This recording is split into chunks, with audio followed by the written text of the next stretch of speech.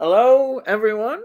We're here again, and it's Wednesday, and it's episode 69. Yes, 69. We're being Hey, doing no 69 smut, episodes. no smut. I don't want any of that smut. That. Anyhow, as you've I'll gathered, have you know this is a bloody clean channel. No bloody swearing and you lot of bastards. We're not having any of that. Anyhow, you know who it is. It's Delboy, and he's here again, having a good rant, maybe somewhere along the way. We don't know. I don't know what you're talking about. I don't know what a rant is. No, of course not. So, what I'm going to say is what I normally say. What have you been watching? Anything you want to talk about that you've been watching this week or received? I'll tell you what. The first thing I've watched today, and it's amazed me really, is today is the day that Disney broadcast Alien Earth, and they've broadcast the first 2 episodes of Alien Earth. And Right. I've seen the very first episode. I haven't watched both episodes, and apparently from now on it's week on week until the 8th week, right? Right. And I've got trepidations about it because it's a prequel. Apparently it's set on the day the Nostromo took off into deep space. Oh, so right. That's how far it goes back. And if you know anything about the Nostromo, it was in space for about 65 years. And you also know that during that flight, it was the engineers that were found, in Prometheus. Yes. Yeah. This one I actually liked. Oh, God, that's good. No, that's good. Really pleased. It uses music cues from this guy called I don't know. He's got gold in his name. I don't know. Anyway, surely not him. It's got a few music cues in it like that. The whole sequence of the film sequence at the beginning draws the line Alien and Earth just like it does in the film. Yeah. And it sort of like does homage backflash type stuff to the title sequence to show that's been going on. Do you know what I mean? Yeah. Probably like a recap. What a character! Really, if the first episode, like I say, I counted really high. Yeah. If the second episode is as good as the first, then I'm grit. That's it. As far as I'm concerned, that's me caught up for the next 8 weeks. Are the characters good that you can get into and relate to? It also does. It also counts 3 types of sort of like not creature. What's the word? Type of humans that are in it. There are synthoids, which we know about because we know that on the Nostromo there was an android type. That's right. Creature with sort of blood and guts in it, but it was sort of like a white sort of stuff. And then there are these adults that have had that are like synthetic, that have had their children's brains injected into them. Their essence, their thoughts, and everything gone into them, and of course, and then there are cyborgs. People that are humans, but they've had their arms replaced, their legs replaced. All of that. And of course, the humans themselves. So it goes down. This is what I think the whole thing is all about. How to define alien, because when we talk about our own evolution, we could look at ourselves back in the past and say we were alien. We wouldn't recognize ourselves. And when you consider that there's these 3 types, is this our evolution then? Is this where we're heading?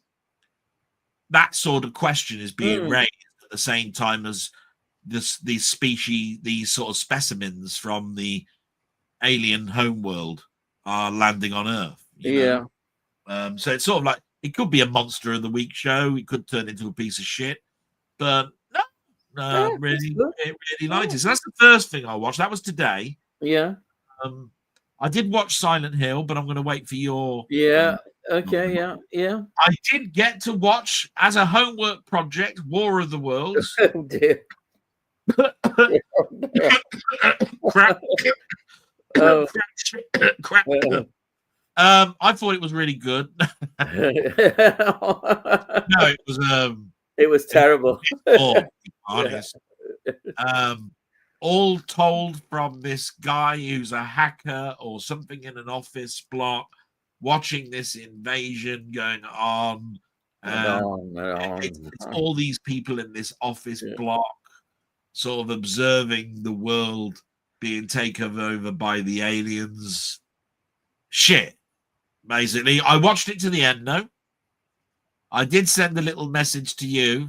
It was a pun on Jeff Wayne's War of the Worlds that said, the chances of me watching this film to the end are 1,000,000 to 1, he said.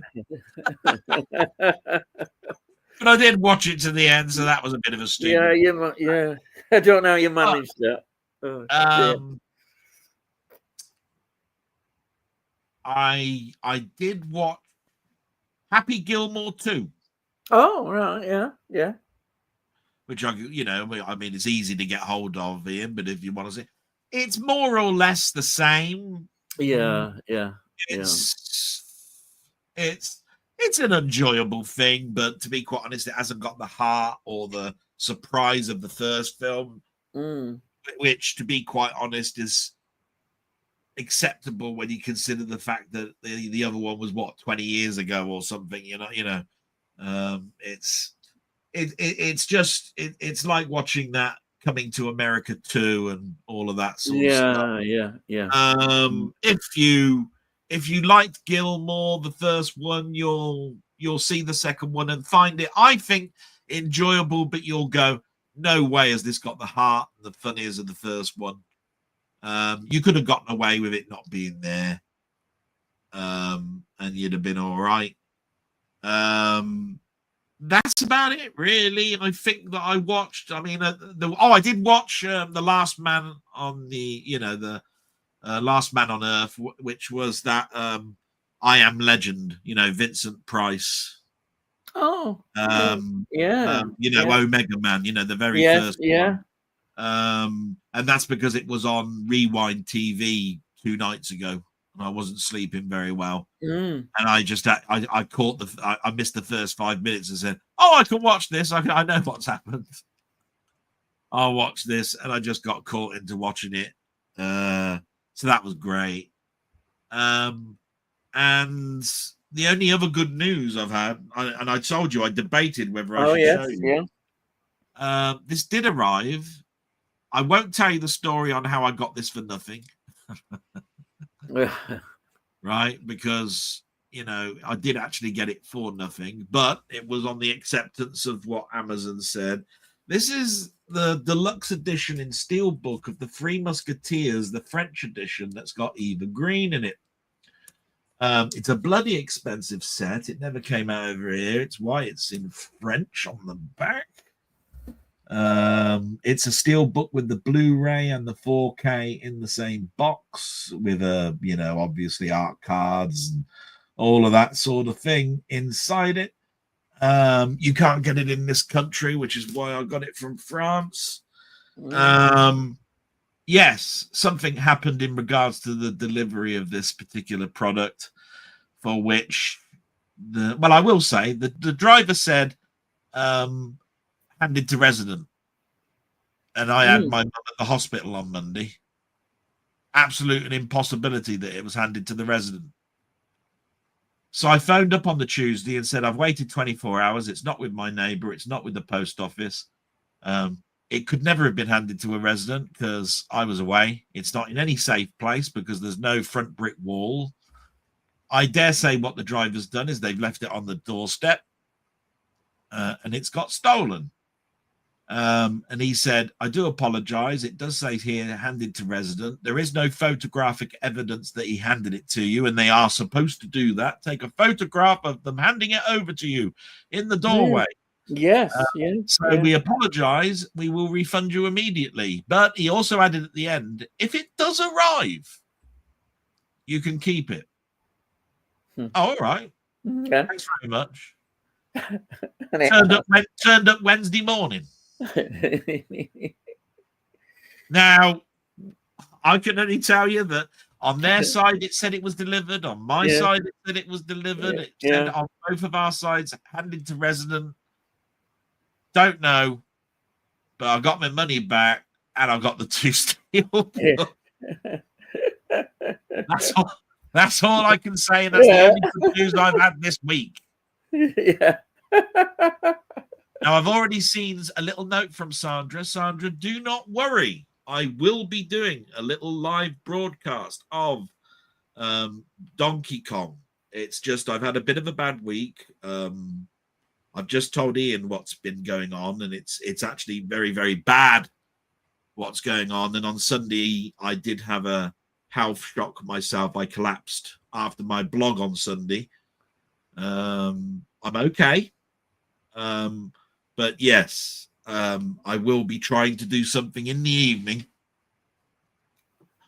And I will get that done because I promised you that I would do that. And I promised I'd look at that game. I think you called it Dandy. Don't know. I'd have to look back at all the notes. I've written it down. So that will be happening, Sandra.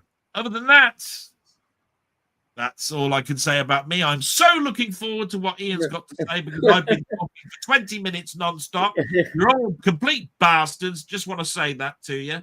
Tony York, you're the biggest bastard I've ever come across in my life, you little shit. I can see he's in the room. You little shit, where you been? You scared us to death, you little crappy git.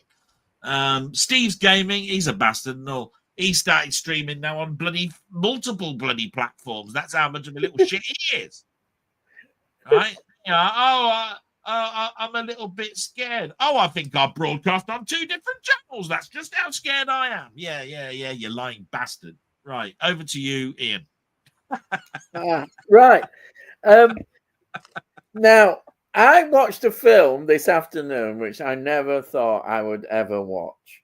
I know that, but my nurse says, you've got to watch it, she said, because I dare you to watch it.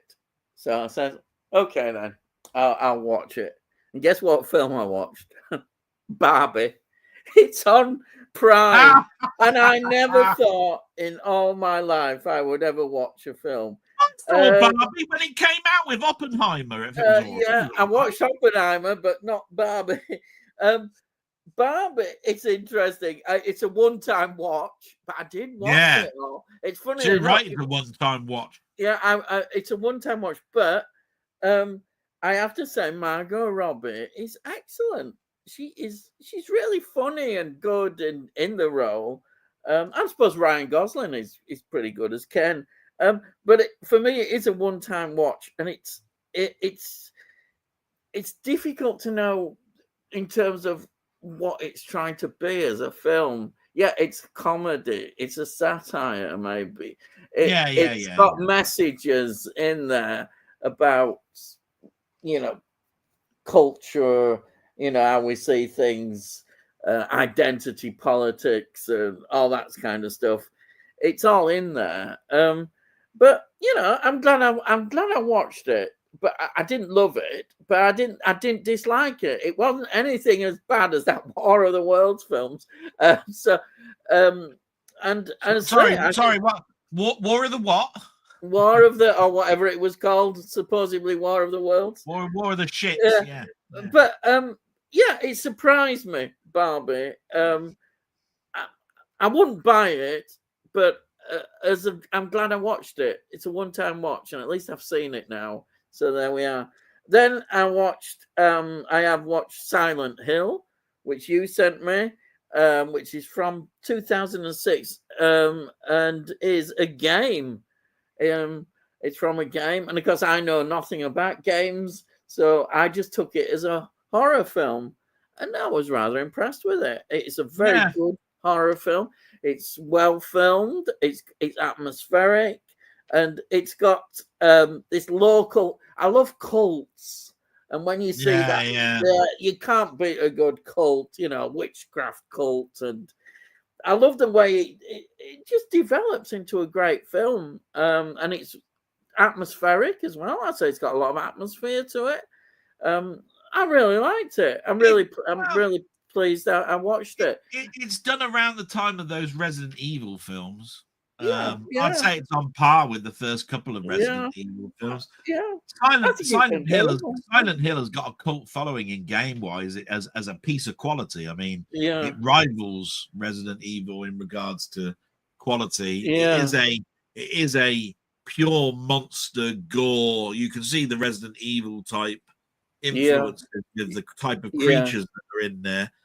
The end sequence in the church, it's a church, isn't it, if I remember right? Yes, with the witch is particularly graphic, but not so much that I thought it was over the top gratuitous, but you could see it sort of like, it's almost got sort of like a Japanese manga overtone to it, all these chains going everywhere. And I mean, it definitely didn't remind me of like Hellraiser with all the chains and the skin being ripped apart and all of that. But it wasn't too far from that. No. But yeah, I liked Silent Hill. Yeah, I like it. I wouldn't say it's the scariest, almost graphic film, but it still does a good job at what it does. And if I could take it if I didn't know that it was a game. It didn't interfere at all in the film. You could just watch the film and take it as it is. So that was what you sent me. That, and you sent me another film, which is a new one from this year. Yeah, which is Bring Her Back. This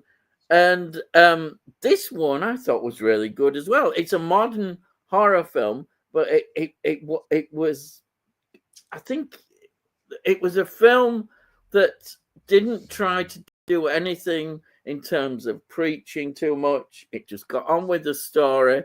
Would you advise your girlfriend to eat a tea while watching it?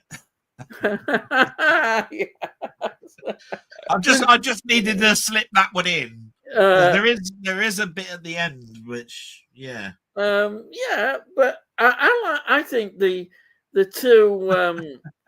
two step siblings, step brother and sister, I thought they were really good. And that the woman who played the sort of looking after him, but wasn't looking after him, who was ultimately a witch. It's not a spoiler, anyhow. I thought she was really good in the part. She was nicely over the top, I think, in places. It was good. It was good. I liked it. I enjoyed that. I enjoyed it. I enjoyed that film. You can't beat a good, weird sort of, I don't know, a bit of witchcraft going on. You can't beat it. So now, what else? Yeah, I watched. Let's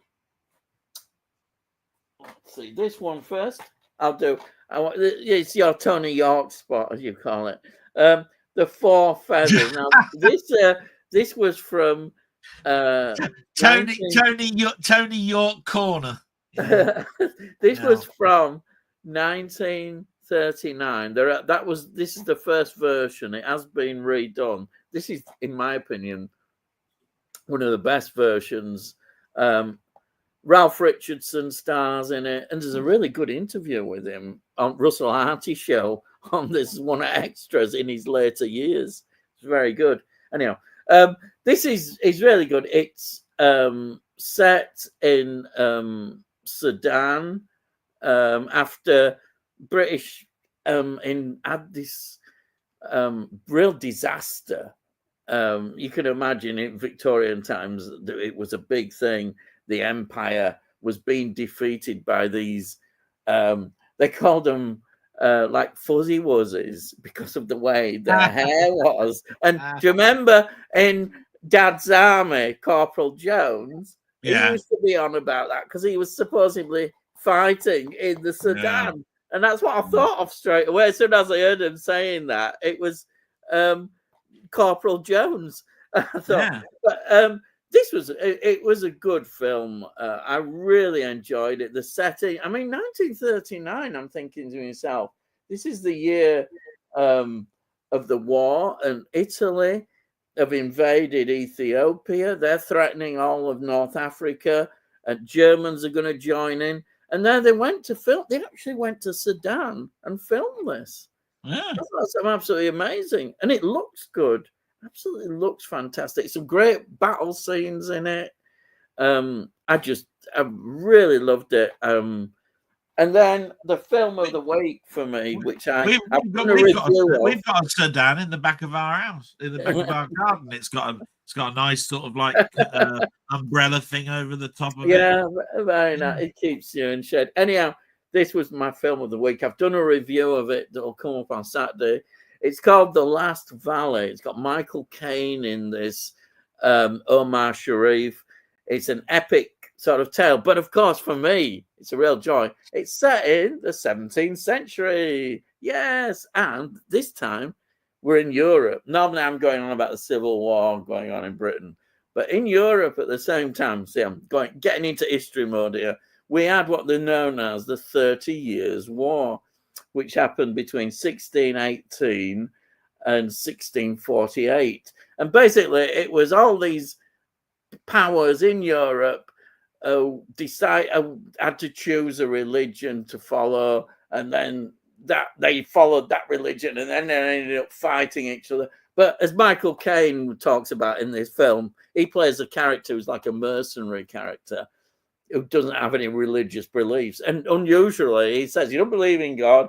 He's just to get whatever he can. So people, all these rulers that were choosing which side to go on, so which offered the best opportunity of getting more land and power and what have you. So religion is used as an excuse for them to conquer. So they chose either Catholic or Protestant, whichever suited them. But I love the film. I thought it was really good. And Michael Caine was really good in this. He's acting. I thought it was fantastic. He plays this mercenary soldier, and he's totally believable. And I think sometimes Michael Caine as an actor may be underrated. We get a certain view of Michael Caine. You know, we get him in his outfit. We get him as in Get Carter. We get him in those what do they call them?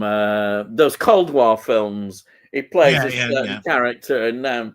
But if you look at his filmography, he's been in all sorts. And what year was that made in? What year was that made in? The Last Valley was 1971. So 1971. So around about that time, had he already done? He had no. I think this was about the same time as Get Carter. He must have done this and done Get Carter. I think after this. When was that? When we were kings, the Kings one with. That's one with Sean Connery. Sean Connery, yeah. When was that? Is that 69? I think that's probably again maybe early 70s. Right. Again. Yeah. It's in this period. You were doing these kind of epic films. So this film is in good company of the stuff that Michael Caine was doing. But I loved it because, as I say, it was in the 17th century. You don't get. I don't know any film, but there probably is loads more now. I'm discovering. Is that? This is a Tony. This is a Tony York special. I mean, this is gold. I mean, it's about the 30 Years' War. I mean, fantastic. I'll have to get it. I was only asking because I'll have to get it myself. Do we know if there is a Blu-ray or a 4K? Do you know? I think Jamie commented on this film, and I'm not sure. I take it there is. That's why Tony sent you his DVD. There might be. Yeah. That you're right. There probably is one, or it'll be a German version. Something like that. Yeah, but I would imagine there should be. It'll look absolutely fantastic. But there's some great battle scenes as well in this as well. You know, it's really good, and I'm just so pleased to see a film set in the 17th century in Europe. And it's not the Civil War period for me, which I love. So that one for me was probably my film of the week. And there was just one more thing. Sometimes I get this itch that I have to watch these films again, and I've done it again. People say, "Oh, we should watch them around Halloween time," but no, I watch them anytime. I may watch these films 2 or 3 times a year, and it's my favorite of all the franchises. Friday the 13th, the Paramount ones. After this is all you need to watch at Friday the 13th. 8 and 9 I wouldn't bother with. They're not Paramount. They're not very good. But these, I've been asking myself, why do I come back to these films more than any others? Because they're the strongest set of films that have got their own identity. The Halloween films, though some of them are good, don't have the strength of these. You don't love them in the same way as I love these. And Freddy films, I think Freddy films are perhaps the weakest of the lot. There isn't as many of the good Freddy. But all these have a certain style. Even the ones that are considered weaker, I really love, right up to Jason Takes Manhattan, which is one of the funniest ones because they ran out of money, didn't they? They could only do 2 days filming in Manhattan. So it ends up more of a film about them on the boat and what happens when they get off the boat and Jason's on the boat and all that. But it still works. Somehow they managed to rescue this film. And there's hardly anything going on in Manhattan. I think they had 2 days filming in it in the end. But I think I challenge, is there any better set of films than these in a horror franchise? For me, this is the best of the horror franchises. They have their own identity. They're all really strong and enjoyable. And this is the Paramount ones, definitely the best. And I every so often in year, I'll probably say maybe 2 or 3 times, I think, oh, I'll watch these again because I've got an 8 movie Steelbook edition on Blu-ray. Have you really? Oh, wow, that's good. Back. Yeah. I think that was the last one that was, other than a reissue of the first one in 4K. I think that's the only thing I've done. Oh. It was interesting to note that in my alert box, there's a certain guy that I don't watch an awful lot of. I find him very hit and miss to watch. He's in America and he does lots and lots of reviews. I think it's called he does something called a physical media report. Oh yes, I think I know what you mean. Yeah, I think. Anyway, he buys so much; it's unbelievable. Yeah, it is unbelievable. He caught my attention because he did this regretting of buying films, but he in his physical media report he brought something to my attention. I thought, oh wow. Because they've just brought out Halloween 3 on a Steelbook, right? Oh, and it had a gorgeous cover. Wow. Apparently, it's part of a set. Yeah. Right. But when he told me the price was $44.50, I went, "What for a Steelbook with no extras and just that is bare bones Steelbook." Now, even I know that pricing is sort of like out of control over here. Yeah. But, 40, I think I'd balk at that, 1 disc thing. Yeah. It's too much, I think, far too much. So that was just to bring that into the conversation. Yeah. I think the biggest, I mean, you've got to turn around and say the pedigree of Friday the 13th. Not a lot of people do, but you wouldn't have films like Sleepaway Camp and a lot of other horror films. Yeah, they're all imitation, but never beating Friday the 13th. That's right. And from that point of view, you've got to turn around and say this is a pedigree horror film. Yeah, and I don't think many people do that because it probably went on a little bit too long. And you've got things that's why it should have ended. You got things like in space and all of this sort of stuff. That's the Jason X one. 9 and 10 are pretty poor. Let's be honest. But it ends and say on that the American one, Jason Takes Manhattan, and I think they really are good. If I was to say, if you're looking for something to get into, these are a good set of horror films, and I think they were kept. Whoever was behind these films, obviously they have different directors, but there were people who cared, I think, enough about these films to keep them with, they weren't radically different. It was only the deal must have ended at number 8 with Paramount, and that was it. Once they'd left Paramount, the last 2 were just so I've just got something to say because I don't want him to leave before he's heard from me, and that is Josh is in the room, through the lens. Yeah. Right. And I just want to say a big hello to him because I've always been a big supporter of him, and I've always thought that he's a very underrated bloke. And people should watch his stuff. And even today, I was just overwhelmed with his community question that basically I missed because of everything that's gone on in my life. Oh, but it yeah, was so, but it was so nice that there was this guy in Leeds. I don't know. He's a complete bastard, I've heard, right? He turned around and said something about a film called 2001. You know, he said that it was pretentious or something like that. It was, I don't know where this guy comes from, but, you know, but he's a complete shit. You know, he doesn't know what he's bloody talking about. Anyway, and Josh came back with very, very etiquette, you know, type. He did. Fair enough. I thought it was very good. You know, basically he said that Ian's a complete wanker and doesn't know what he's talking about. And I thought that was great. I just thought I'd let you know that Josh and Through the Lens is out there in the world, and that you ought to sort of like be looking out for that. And it was quite nice listening to my friend Ian get ridiculous in the positive way. Yeah. It's still Kubrick's most overrated film. Definitely, I still believe it. I do have to say that is in Ian's opinion. Yeah, I mean, look at The Shining.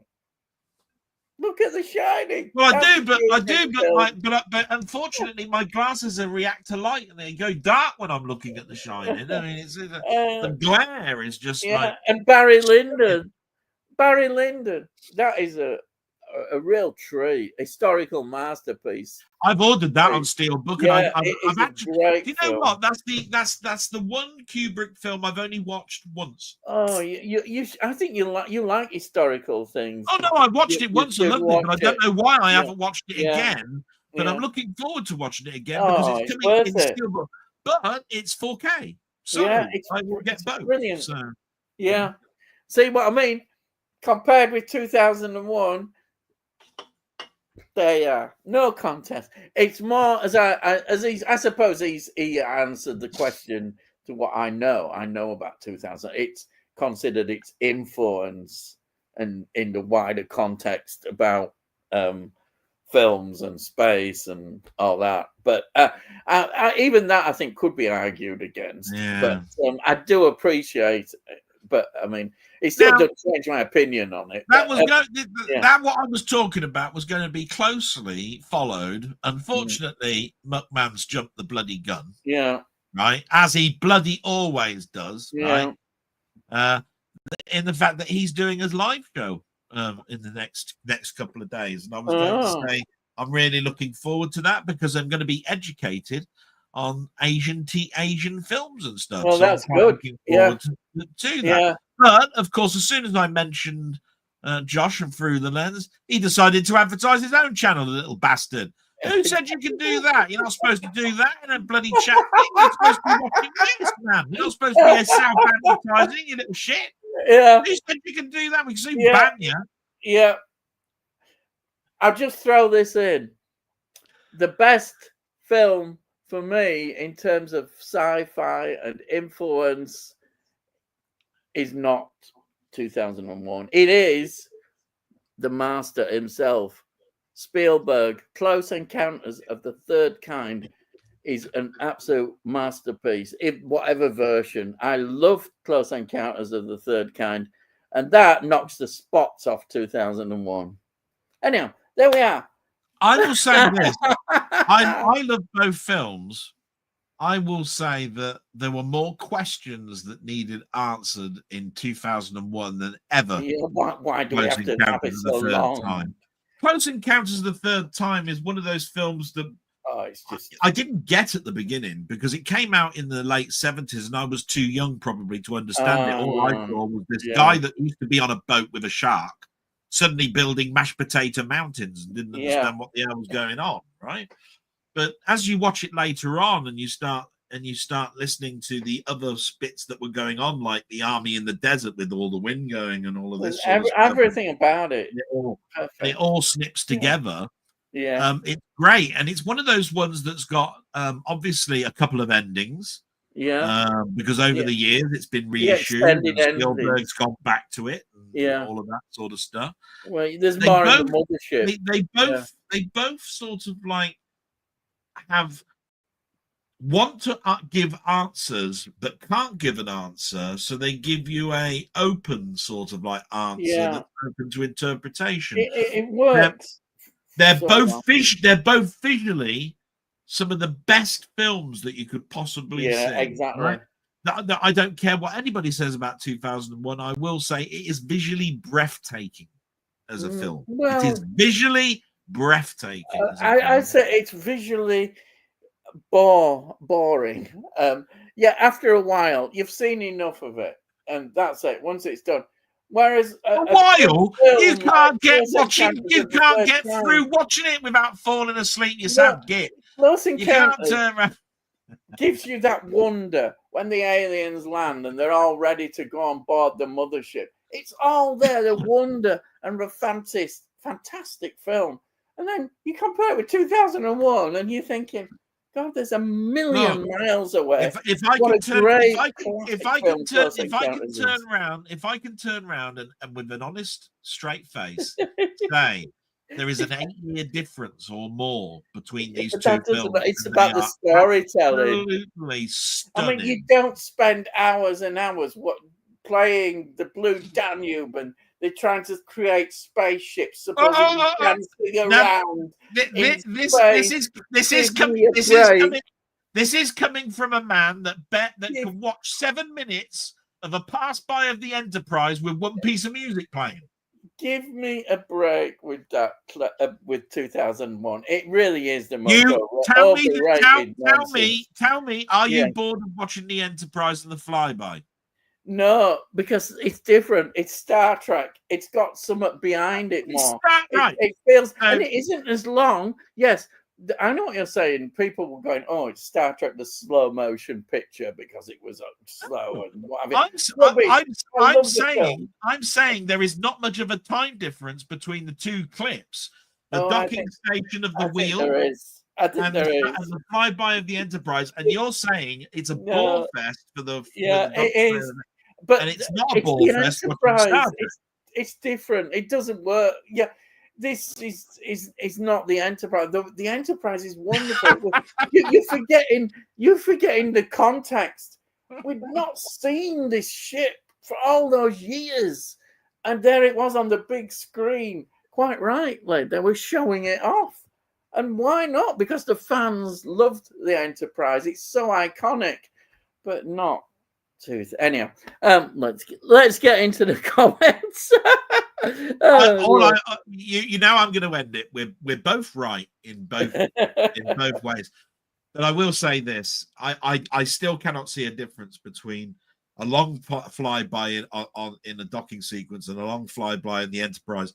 But I will say this: I will watch the Enterprise one more than the Wheel one in 2001 because I am Captain Kirk. It's as simple as that. I am separated in birth from William Shatner, and you know, anybody that wants to have a diss at my dad, just come over here. I'll beat the living shit out of you. There we go. Just one round. The Strange New World Kirk is not the proper Captain Kirk.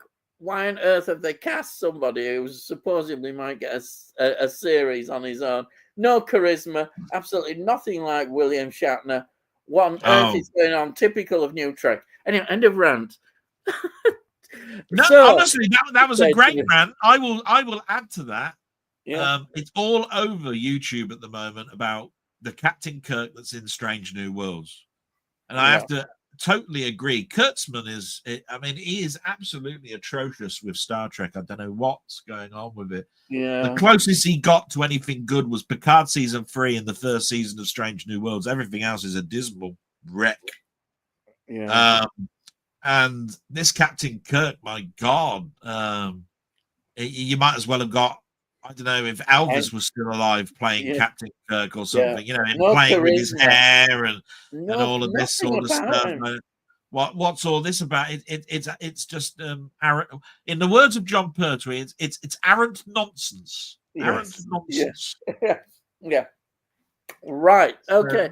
So we'll start off with Sandra. Hello, Sandra. Hello. Anyone awake? Yeah, we're awake. We're here. As you know, we're here. That is, I will say, Sandra, it was my fault. I was explaining to Ian just how bad my week has been. I wanted to tell him because I wasn't going to bring it into a stream that is supposed to be lighthearted and talk about it, and I still haven't. I might mention it in my blog. I have mentioned about just on what happened to me on Sunday. I haven't talked about the rest of my week. It gets worse. Yeah. By the way, to the point that I'm having trouble now totally with life in general. But I've got nice people like Ian, and I've got complete bastards in Muckman. I mean, complete nice people in people like Steve's Gaming and Muckman and Thigh Robson. I have to mention him. And all of those that come in here and just talk films and basically take my mind off of the shit that's going on. That's all I can say, really. Even more so after today, but that's not written on there. Let's not go there. We're here to talk films, and of course, I have to go and check my mum in about. And Sai says, "Evening, gang, and hoping Mrs. Dell is doing well." I wish I could say that, but no, not at the moment. No. There you are. Sandra says, "Hello, Sai," and then Muckman Movies. Good evening, you muddy funsters. Oh, thank you, Jamie, for being a muddy funster. Thank you. Hope you're okay. Yeah. And Sai says, ha ha ha. Ian said 69. Oh, laughing my life. Yeah. And then Sai says, hi, Sandra. And then Muckman Movies, hi, Sai and Sandra. And then we've got Sai saying, Sophie Thatcher. Oh, I love her. She's such a promising young actress. She's brilliant in Companion and Heretic. Hang on, you've jumped to the end. Oi. Hello. You've jumped to the end. I'm just going to go and check on my mum because I can hear her shouting. She's supposed to press the button. I have jumped to the end. I pressed it and it jumped. Sorry about that, people. It's literally jumped right down to the bottom, hasn't it? Oh, dear me. Right. Let's have a look. So let's try this one. Hi, Sai and Sandra, Jamie says. And Sai says, can I be the first to say that Amy Madigan deserves an Oscar nomination for Best Supporting Actress for her role as Aunt Gladys in Weapons? She's brilliant. I know. I'm dying to see Weapons. I can't wait to see Weapons. It's been one of massively talked about films going on. I really want to see that film. Definitely. Soon as I can, I will. And then Sally says, hi, Muckman. And Sandra says, Delboy, please, will you do a game short video on DK Bonanza? I can't afford it, but like to see you play. Please. I think he did hopefully answer you on that one. Hopefully he will. I know he does these video shorts which go down quite well, I think, on his channel. His game shorts. He definitely needs to be encouraged to do more. So if gaming people need to, give him support and watch his gaming stuff, that would be great. And then Muckman Movie says, I wanted to see Weapons last week, but the times didn't suit. Sai says, Muckman, it's really good. Yeah. It's my film of the year so far, Sai says. Wow, that is quite a compliment. I've seen mixed reviews, but it looks like my sort of bag. Yeah. And hello, Tony. Good evening, Ian, Dell, and chat. Oh, your mum's as good as possible, Dell. That's really nice. Yeah. He's not insulting you like normally he insults you, but yeah, it's really good to see you back this week. Thank you, Tony, for joining us. And then Muckman says he's back. Evening, Tony. And then Sai says, don't expect a horror. It's more suspenseful thriller than horror. It sounds good to me. I look forward to that. That's fine, Sai. Happy it's big, purely a horror. And then we've got it's not purely horror. Yeah, sorry. Yeah, that's what you mean. Yeah. Evening, Jamie. Why was I missed? I really like you was missed because you weren't here last week, so people missed you. Missed you asking where you were. I really like Silent Hill. Probably top 3 to film game adaptations. Wow, that's quite a compliment. Yeah. I don't know many film game adaptations, so I mean, I suppose there is almost Resident Evil films, they're games, aren't they? I don't know, but I was impressed with Silent Hill. I wouldn't have known that it was a game adaptation at all. No. But Muckman, I can't praise Anne Madigan high enough. It's a small performance, but she completely steals the film. Wow. Yeah.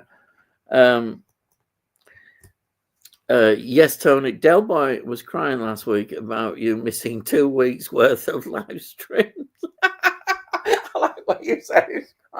He was having his normal rants, He was. Yes, he does. He likes insulting people, I think. Definitely goes around insulting people. Now, this is an interesting question. Ian Delmar, do you think there should be a service where you can buy spare DVDs? I recently cracked one of my Cheers DVDs. It's a 43 DVD set, and I had to buy the whole box again, £50 to get the disc. Do you know something? I totally identify with that. I've got this X-Files box set, and I bought it brand new. And one of the discs is not in there. I don't know what they were doing on quality control checks or what have you. But there's no way I could. Well, you can't get the box set anymore of the X-Files.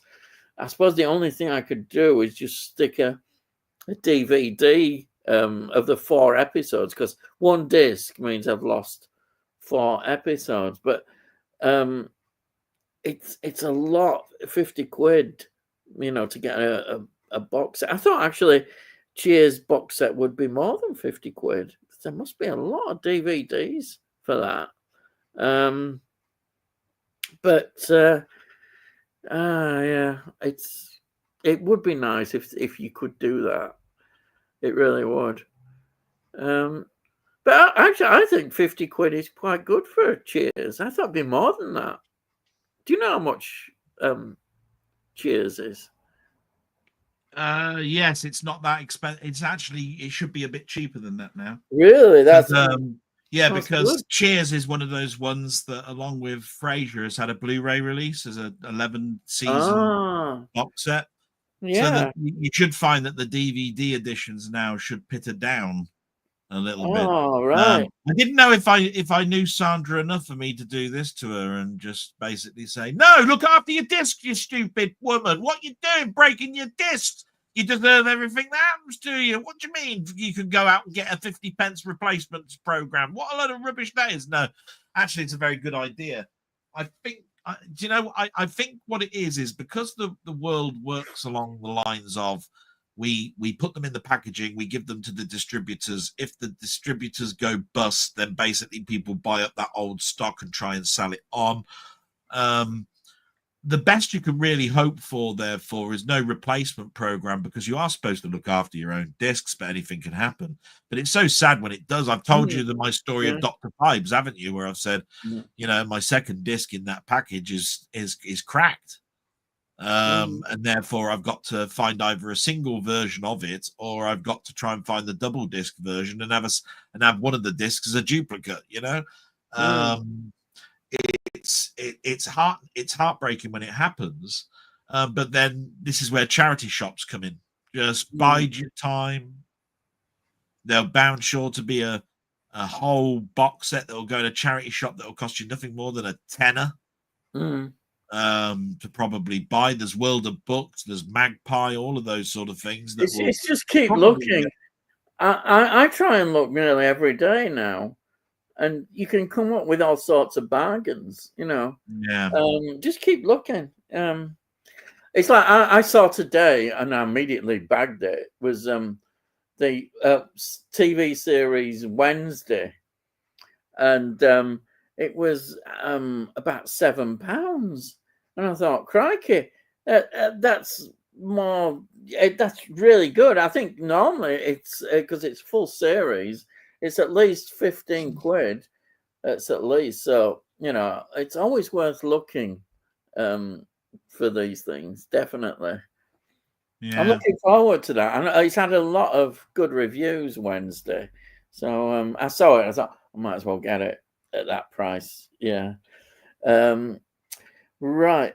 Hopefully that's answered your question about that. And then we've got Tony saying, it was all thanks to Del, those Royal Mail shares he advised me to buy. Paid a great dividend. Managed a couple of weeks in Monte Carlo. Yes. Oh, well, there you are. Yeah. Yeah. Yeah. And they're having a good laugh. And then Cy says, I went to see Magnolia last night at the Tyneside Cinema. I can honestly say, hang on. I told you, Ian. They should have decked it out in blue. I don't know what this Magnolia shit is. It should be powder blue with Tyneside Cinema probably written in red. I don't know what Magnolia. It's such a sad color these days for you to have. But there you go. And I'm glad you really liked it. I've never seen it. It's a film I've never seen, Magnolia. But I have heard good things about it. And I've got it, on 4K Steelbook. Oh wow, yeah. Well, it's that or a box set. I can't quite remember. One of those. And it's Tom Cruise. Is it early Tom Cruise as well? Or is it a bit not really early. No. Oh well, that's good, because I always had an impression, and it's wrong, but early Tom Cruise is not as good as later Tom Cruise.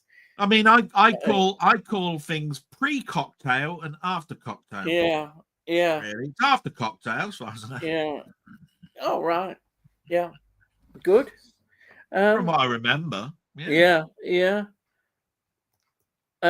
Steve's Gaming says, Sandra Clark, keep nagging Del to stream. We love his streams. Go on, nag him more. Go on, keep nagging them.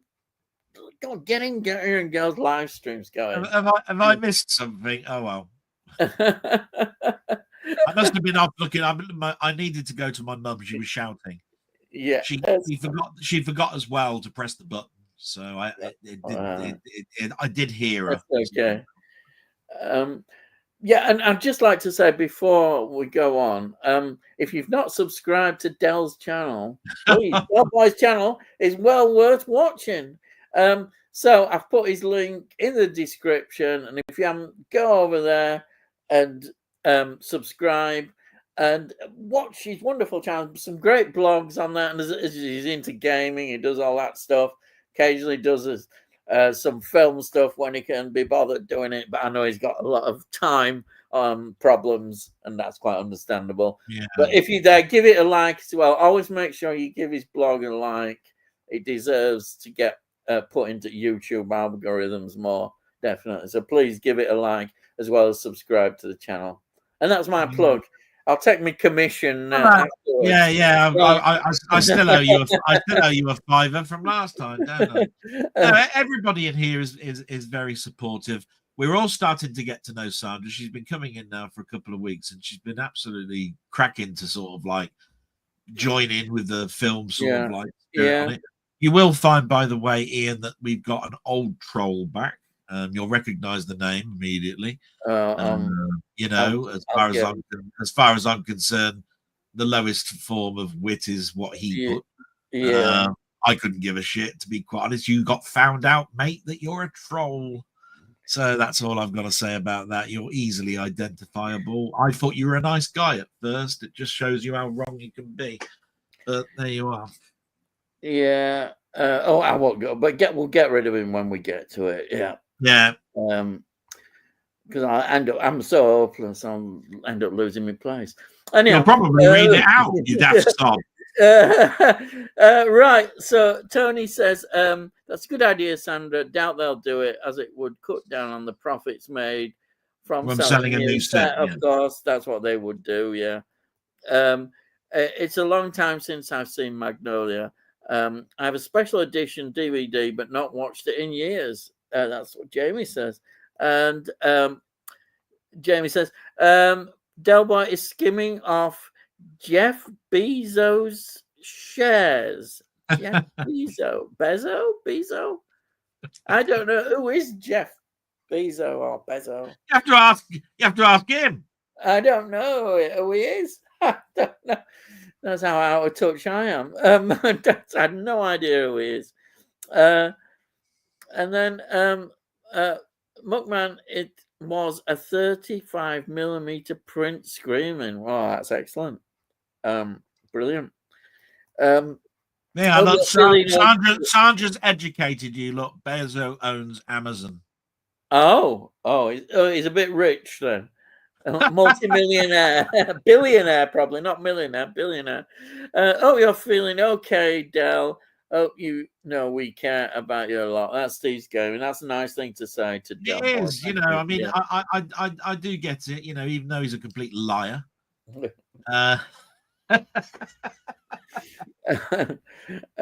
He does that just for show. And Steve, if somebody doesn't know, Steve's one of the people that has been a main supporter of mine since I probably just about started. Yeah. He's got his own channel, and of course he's had a lot happen to him. He's had his channel deleted. He's had to come back again. He's not a confident person, and he's now trying to do streaming. Now, I can tell you now, the first time that you try and do something like Ian and I are doing, it's bloody scary, right? Yeah. Even if you're not going to show your face on camera and you're just going to say something and you can watch an animated whatever it is on the screen, it's scary because you're talking in real time at a time where anything can happen. You can have trolls come in, you can have nice people come in, they can all be asking you questions from left, right, and center. And you've got to concentrate on what you're doing to be entertaining that night, which is playing a game or whatever. If you try and read the comments while trying to play a game, that's hard. You know, you can do that in a game like poker. You've got time to look at your cards, but something where it's fast action, you know, something that you used to play in the arcades where you put 10 pence in and things are swarming around and one left move at the wrong time and it boom, boom, you're dead, right? You try doing that and reading at the same time the comments that are going on in the room. You'll find that you've got a skill that you definitely haven't got, and it will take one that will take you some time. And fair play to him for trying. That's the best thing I can say. I wish him the best of luck. Ian and I have both been scared at starting our own doing live stream stuff. Mine is just anything. The more you do it, the more you do something, the more easier it becomes. It's always difficult at first, but once you get into it, you forget about what you're doing. Just concentrate on, you know, enjoying it. Enjoy it. That's what everybody should do. YouTube. People, you know, there's people going on about YouTube and this and that and moaning away and saying this and that. But YouTube is for enjoying. People forget that. I think they should learn that everything. whether it's you're watching it or whether you're a creator, it's all about enjoying it. That's all it is. That's what it should be. Yeah. So I said, take it easy, Del. It's in relation to your health, I think, again. And Tony says, sorry to hear about Sunday, Del. I watched your stream and was concerned things didn't seem good. All right, yeah. Delboy's ranting, so he's okay. Yeah. And then, Muckman, I've literally sold my Barbie steelbook on eBay this week. Really? That's interesting, isn't it? I don't know what made me watch it, but I did. And yeah, I won't be buying it. Definitely, I won't be buying your steelbook. And then James is definitely a one-time watch, or if it's available on streaming for a rewatch. Yeah, but it's on Amazon Prime. That's where it is. And then watching Barbie isn't that bad, Ian. At least you didn't buy the new Snow White remake. Yeah, no, I'm not that daft. Oh, who bought that remake? Who's daft enough to buy that Snow White remake? I don't know. No idea. No idea at all. And then Tony says, Ian, Barbie and all those DVDs waiting to be watched. Well, I'm getting through them, Tony. I just thought I'd give it a watch. But, there we are. It's done now. And I've got some more great films, as you saw, I mean, what can I say? The Last Valley, what a film. I reckon The Last Valley will be Ian's favourite watch of the week. You're right, mate. Yep. You are, Jamie. It was. I've just loved it. Absolutely loved it. Ian will be watching 50 Shades of Grey next. Oh, dear. That's the 69 comment. He already does that when he looks in the mirror. Mind you, I'm all right because, look, I haven't got a real grey problem. Only a little bit here at the side. So there you are. It's a no-air problem.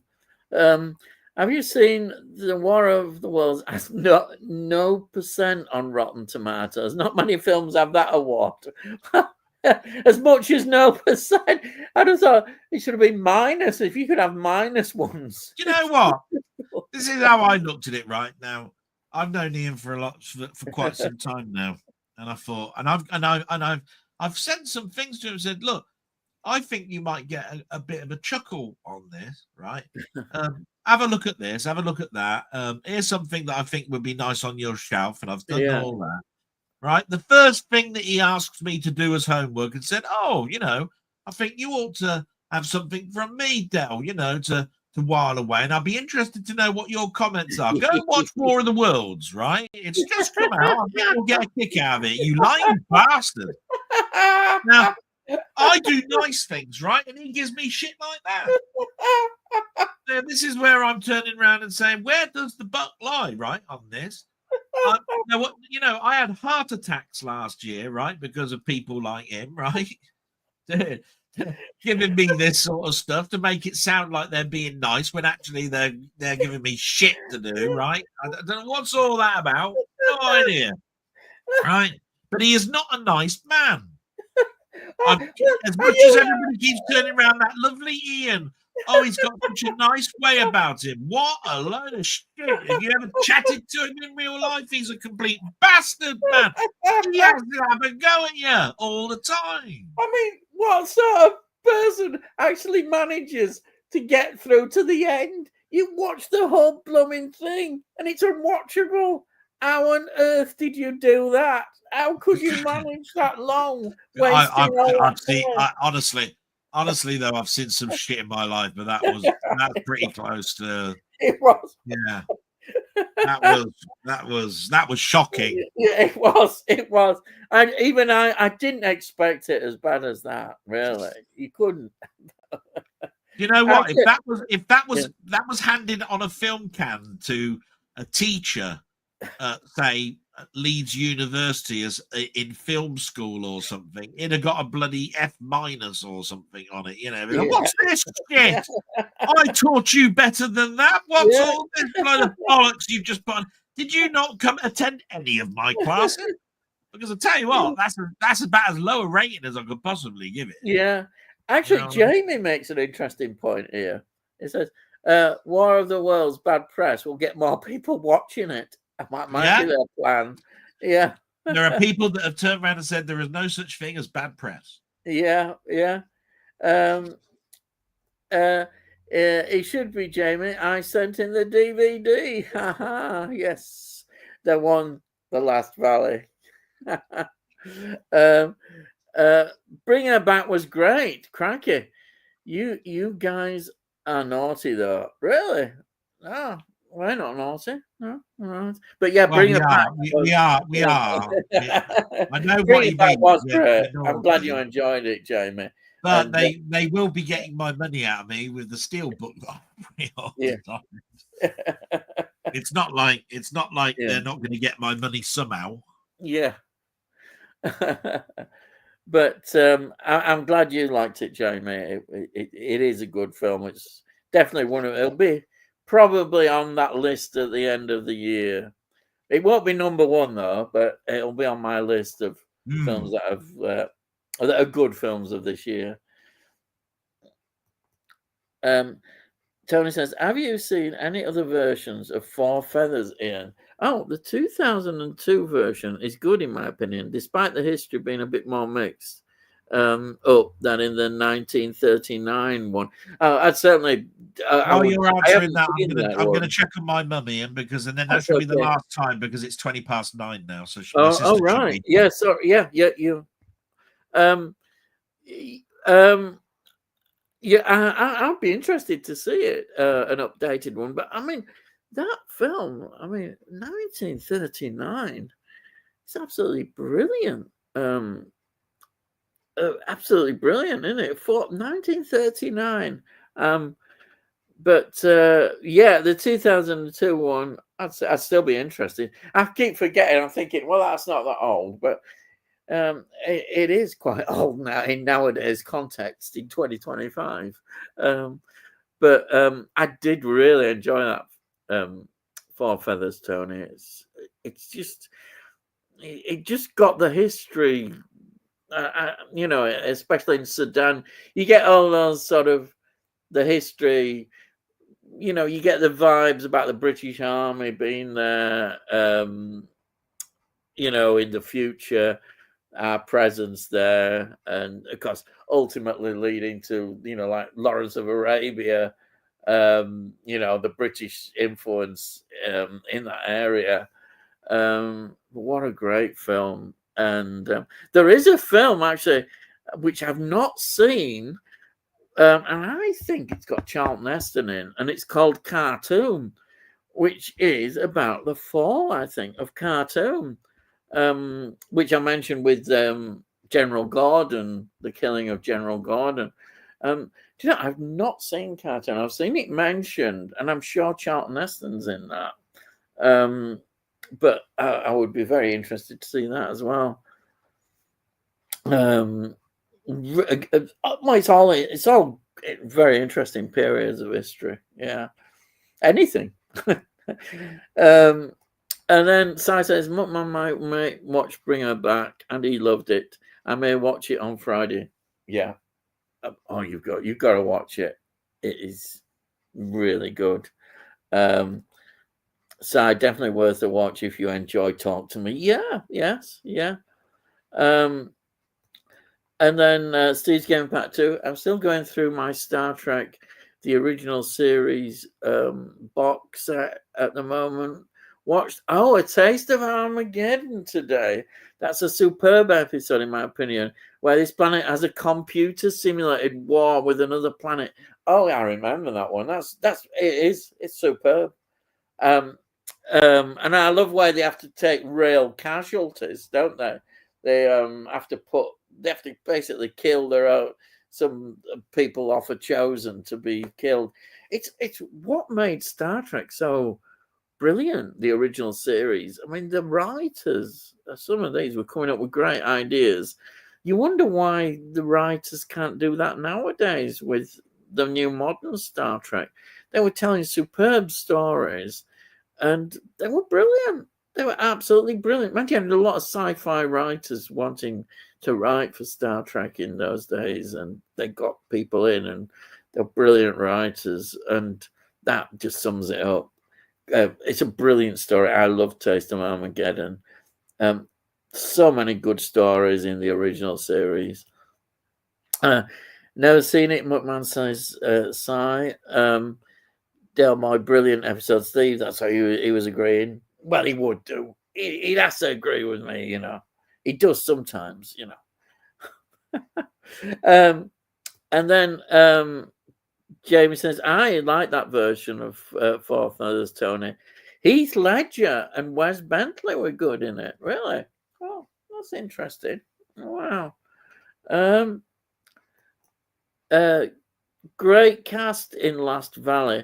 Did you spot Jamie Fraser Hines in a small role? No, do you know? I didn't.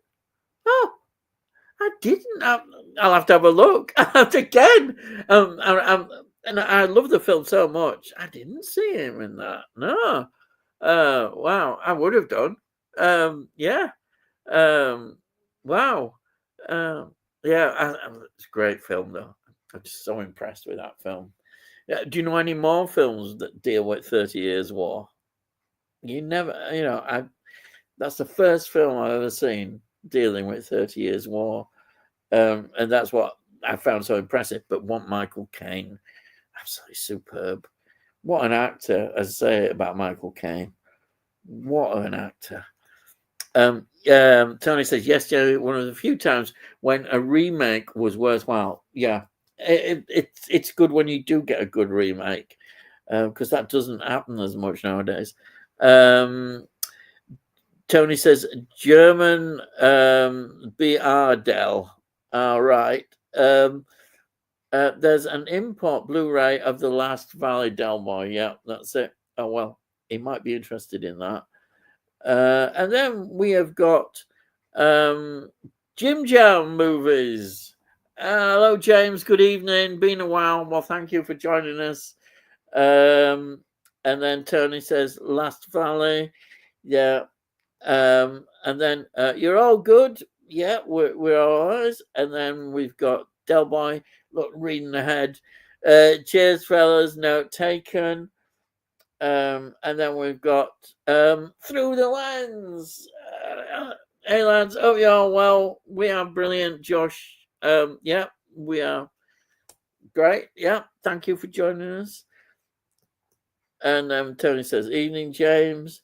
And then Jim Jones says, been watching Sword of Freedom, a lovely little 50s show. Oh, right. What is that sort of I don't know, squashbuckling kind of stories? I don't know. It sounds interesting. Simon says, my local cinema is screening a Robert Mitchum double bill next month, Night of the Hunter. Oh, wow. Followed by the original Cape Fear. Really looking forward to seeing it. Wow. You're in for a treat. Absolute treat. Robert Mitchum is absolutely amazing. Night of the Hunter. Wow. I've got my own copy of that as well. Absolutely think that film is great. And Cape Fear, the original. Wow. What can I say? I mean, the De Niro one is well thought of, but I think the original one, wow. Yeah, fantastic. And then Josh, you're doing, lad, thought you'd retired from YouTube. No, well, I don't know. I think he's been very busy. And then Tony says, seen a couple of episodes, James. Enjoyable little half-hour series from ITC. They did quite a few historical ones. They did. Yeah. James says, wow, Si, that's a cracking double bill. It is, yeah. It says, I've seen the first Friday the 13th film. I got that the same box set ready to watch in October. I'd be interested to see what you think about it. You might not think the same as I do, but that was, I really, once you get involved in them films, a certain style, the way they are, I absolutely love them. And they're kind of a comfort watch of horror films. Thinking, oh, what films can I watch? Good set of horror films. And I would always go to them. Yeah, definitely. I think they're better than the Halloween ones. I do like the Halloween ones, but I think they're better. Yeah. So it says, Muckman, you've only seen the first Friday the 13th? Yeah. And so it says, yes, love parts 2, 4, and 6. They're all good. Yeah. Brilliant. And then having a good smile, laugh there. And if anyone is interested, I'm doing a live stream on Sunday at 7 p.m. with an American YouTube movies with Ryan. Well, we've publicised that for you. So there you are, Jamie. Hope it all goes well for you. It says we'll be talking about American, British, and Asian films. Fantastic. I know you're that's right up your street, isn't it? Brilliant. The Asian films bit. Yeah, that's what I mean. Yeah. Is that on your channel, McMahon? I saw the advert on your YouTube channel, Tony. Says no site. It's on his channel. He invited me. He's a nice guy with a similar taste in films. Fantastic. They're enough for Delboy. Sees Gaming. Sorry, Ian. I really didn't like Close Encounters. Well, everybody's different, not everybody like the same. You probably might prefer 2001 Space Odyssey, it just wasn't my cup of tea. But there we are. So I says, do you think that E.T. is a sequel to Close Encounters of a Third Kind? Because I do.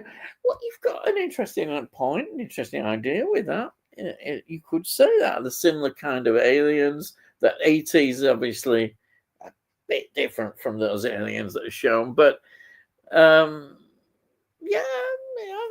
think there's that definitely in those. And says I prefer 2010 to 2001. Yeah, 2010 feels to me like a totally different lot of films and is much better. Definitely. Yeah, definitely 2010. Yeah. James says Encounters is infinitely more rewatchable than Odyssey. But I admire both in terms of the filmmaking. Yeah, I can see that. Yeah. I introduced Companion to my partner last weekend. She loved it. Oh, yes, that. I'm still thinking about Companion. I love Companion. That's it. I still put it as my film of the year so far. Yeah, definitely. I can see in my list of films, nothing's knocked it off yet. It's my number one film of the year. Sophie Thatcher, breakthrough role to me. Sophie Thatcher is such a promising young actress. She's brilliant in Companion and Heretic. Yeah, Heretic, of course. Yeah, what a film. Agreed, Si. I thought Thursday was Playtendo Day. Oh, we've got one of them idiots in again. What can you say? Clash. And then Of the Titans. Tom says, sorry, I wasn't sure about him. Sorry, I shouldn't have. Anyhow, he said it. We know they are and what they're on about. It's people with no better to do.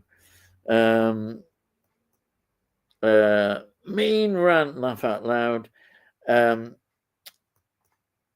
It cracked when I put it back in the box. Not my fault, you cheeky person.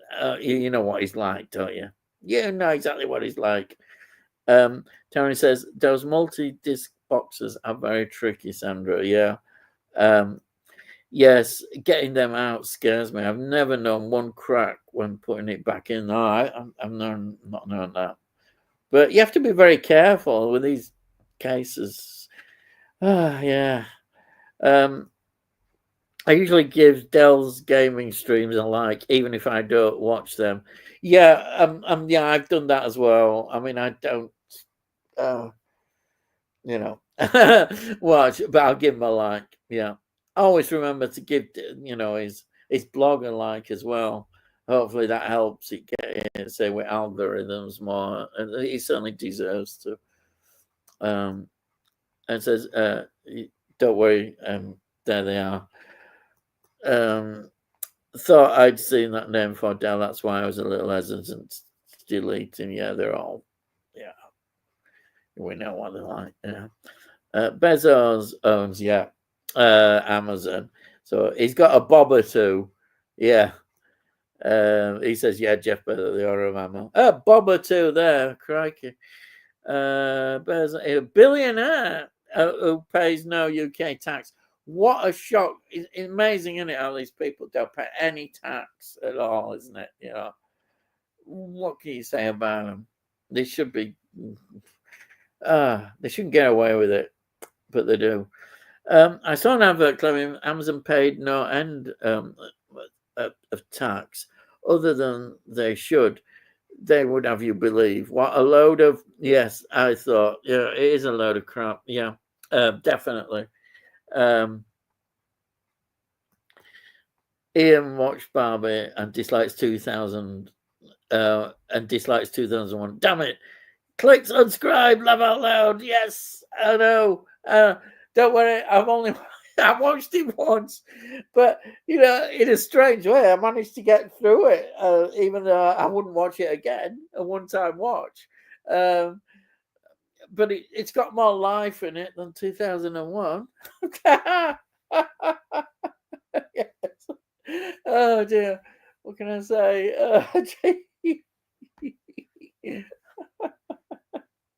Oh dear. Yeah. Watched a couple of new release Studio Canal vintage classics, both starring Peter Sellers. Oh, Two-Way Stretch, yeah, fantastic, 1960. And Evans above 1963, both good fun. Yeah, I do like Peter Sellers.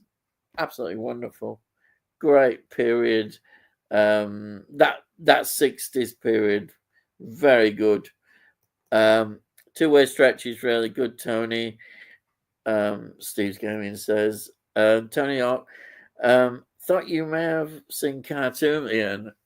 You have the Eureka Blu-ray. Heston does play Gordon, and Ralph Richardson plays Gladstone.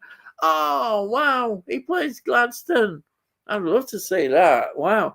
It's a prequel to Four Feathers. There's even a brief appearance of Kitchener, of course, who went to lead the reconquest of Sudan, depicted in Four Feathers. Because Kitchener, yeah, I mean, the legend of Kitchener as a general is absolutely amazing, of course. It's got that thing. And, of course, on the famous First World War poster, a recruitment poster, there he is, Kitchener, asking people to join the fight for their country. What a legend! Yeah, he made his name in all those campaigns. Yeah, absolutely, mate. This is what I love about that film. It just had so much going on of that historical period. Yeah, fantastic. Yes, Steve, I think I enjoyed it just a little bit more than Evans above. All right, okay, yeah. What's the attendance like at these screenings of older films, Si? Is it worthwhile for the cinema? It's a good question. Well, man, the Tyneside has 4 screens. If they're on the smaller of the screens, it's about 3/4 full. But if it's on the large screen, it's about 1/3 full. Wow, it's good. That I think that's okay. Yeah. Tony says, last night I watched Flight of the Phoenix. Oh God, yeah, I remember that. 1965, great cast. James Stewart, Richard Attenborough, worship Richard Attenborough, etc. Yeah, Flight of the Phoenix. I've not seen that for years. but yeah, I do remember that one. James Stewart, you can't argue with him. And then Richard Attenborough in the same film. And then size continuing. But it does depend on the movie. If it's a classic, for example, The Good, the Bad, and the Ugly was completely sold out. I think that's what would happen. Yeah, the classics will sell out. It does, size says. And then Tony says, Microsoft's Bill Gates at least has some kind of foundation which is putting money to good causes. At least that's the theory. Yes, I wonder. Is the theory. That's good to hear, Si. It would be, seeing people put back, more into that. And then we've got here. There's a film depicting Kitchener drowning when a British cruiser sunk off the Orkneys in 1916. Fraulein Doctor, but only available on bootleg, unfortunately. Wow. I've not heard of that. Oh, what's that? It's sorry, Delboy's phone. That's fascinating bit of history, because that's what happened. Yeah, 1916. He drowned. Yeah. Wow. That is amazing. Absolutely amazing. And then Si says here, is anyone going to watch Nobody 2 this weekend? Oh, yeah. I did see Nobody quite a long time ago. It's quite good, actually, Nobody. So I think it did well as well. So Nobody 2 would be good to see, actually. I'm sure it will be a really good film. I remember Nobody's... it's quite a violent sort of film, isn't it? Him getting his own back on it's just quite a good film, I think, and I can see why it was successful, and I'm sure it'll do well again. First one did, the cash in. People like these kind of films. I think they're popular, they sell well. So yeah. What about, have you got an opinion on Nobody films? There's Nobody 2 coming out. I've got the Nobody Steel book, and people have been saying, "Oh, you definitely got to go and watch that," and it's on my sort of like to watch list. I've got my next 2 films lined up that I'm going to do for my Delboy film shorts. I have actually edited that Seventh Samurai one into a the first half is now completely edited correctly. The last half is the bit where I might add some things, change some things, all of that sort of stuff. But the shorts are sort of like keeping me going, if you see what I mean at the moment. I won't give away what the films are. It doesn't really matter. They're only 6 minutes long, and they're just sort of like a little unboxing thing with what my collector's software says about it. Now, that's an interesting thing, because I was going to bring that up. And how do people sort of catalog their film collection? I mean, there's lots of software out there. There's some that's free, some that's not. Some go for the old spreadsheet way. Some go just by memory. That's me. And my memory's not very good, but that's me. But I've used, and I'm not endorsing them, but I've used the collector software since around about 2005, somewhere around there. And I found their approach where you scan the barcode and it basically brings down all the information about it, and then you can edit that information if it doesn't meet what you like about it. A very good system. And then later on, you just highlight your whole collection and go update, and it goes down and puts all the most modern updates that are against your whole collection. It's a very nice piece of software. But it does raise that question that we've got so many people in here that have got huge collections. I'm very impressed with Muckmans. He's forever saying this is what he's picked up, and he's brought some classic stuff from Imprint this week. Definitely go and watch that video, by the way, guys. if you haven't done already. Yeah. And there's a question I'd like to ask that's connected with that is, I like to have my collection just A to Z. yeah. But people that do like putting collections together. So if you're Arrow films, they'll stick all the Arrow. All the arrows together, yeah. And the boutique labels. They'll stick these labels. They'll stick them all together. Do people do that? I'd like to know. Do people put them into the label that they're on, or any other method? I mean, like for instance, I have thought about it. I've got loads of Hammer films. I could stick all the Hammer films together, but I just prefer doing an A to Z. It means I could probably get at them easier. Yeah. But, so so just out of interest, because you go A to Z, yeah, not Z, Z. Yeah, I said Z. Right. No. Just before anybody goes, and I go, yeah. Right. What do you do with the words the? That's an interesting one. Yes. Yeah. Do you drop them or do you include them? Well, hang on a minute. What's this episode 69 and dropping them business? Do you do that or whatever? I don't know. People have different ways of doing it. Well, how do you do yours? I know this sounds really terrible. I vary. Sometimes I've dropped is the Andromeda strain under A or is it under T? I think I would put it under A. I think I would put that under A, even though is the last man on Earth under T or is it under L? Yeah. It's very inconsistent. I hold my hand. It's terrible as well. It's somebody who's supposedly a librarian actually doing it like this. I'll admit, I'll own up. It's not consistent. Now I will tell you this. In the collector software, and this is how comprehensive it is. Yeah. When you scan it in, and it brings down the information, there is a title, international title, and sort title. Right? So you could have all the Rockies, right? And you could say Creed 1 is Rocky 7.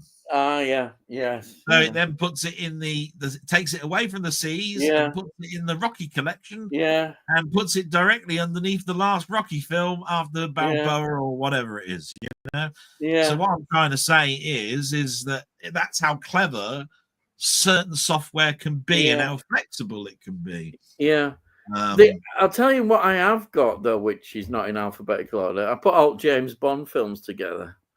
I thought, well, that's easier. I just stuck them all together. So because it would be a bit ridiculous probably just to put. Well, I suppose all your Star Treks are together.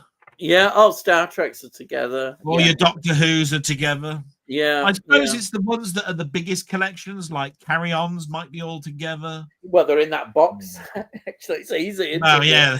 Having a big cardboard surround sort of helps. Yeah. That's a good point, though. It is an interesting point, because like Hammer are such a big name. I think a laziness part would have got out on me now. I mean, it would be such a massive effort to pull out all the Hammer films, and don't forget that includes the non-Gothic ones, all Hammer films. Then you're gonna, on the buses, right up to on the buses, it's gonna be a massive task. So the one thing I do though is I do separate my TV from films. Yes. No, I don't. Sorry, I don't. I'm just thinking. But I have a different thing. I separate my DVDs from the Blu-rays. So I do that as well. Blu-rays are all together. I don't mix them. I know some people mix them, which is not a bad idea, but it's just going to be too difficult to do that. I just go through mixing them all. I can see the sense in it. I don't know why I didn't perhaps do that originally. Yeah. I just thought I'd ask the question. No, We'll see as we go further down. We'll see if anybody's got any answers to it. But yeah.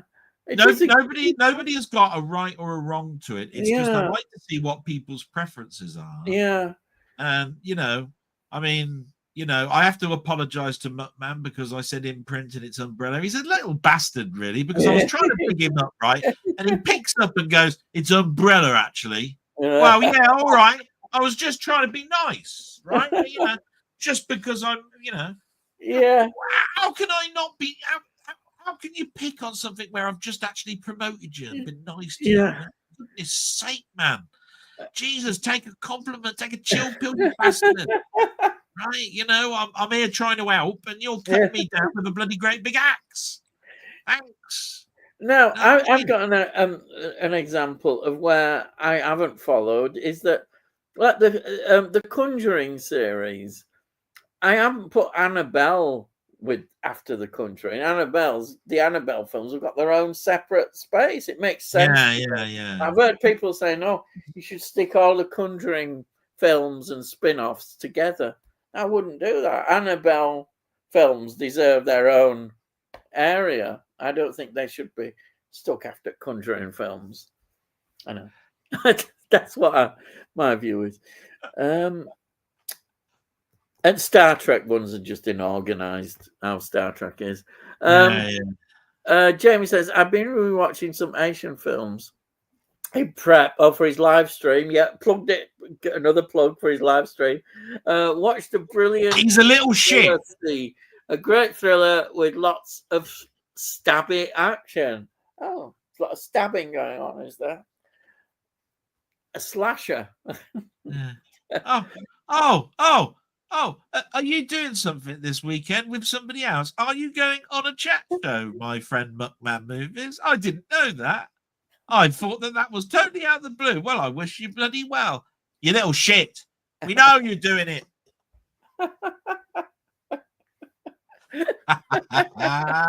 Oh dear. And James continues says, and Wong Kar-wai, the Grandmaster, the story of IP Man who was Bruce Lee's mentor, a sumptuous martial arts film.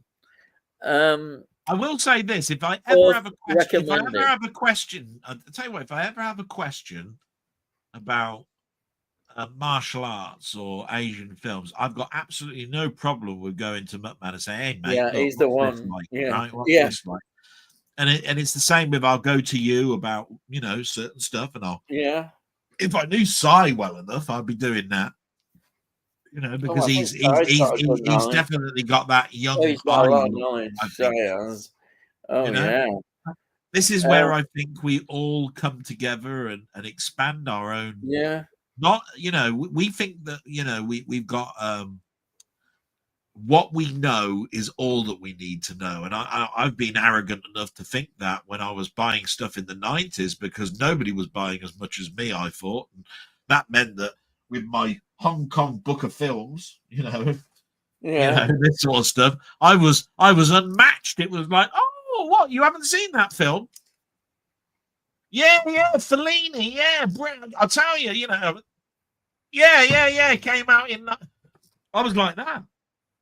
Only they couldn't see I got the book. You know what I mean?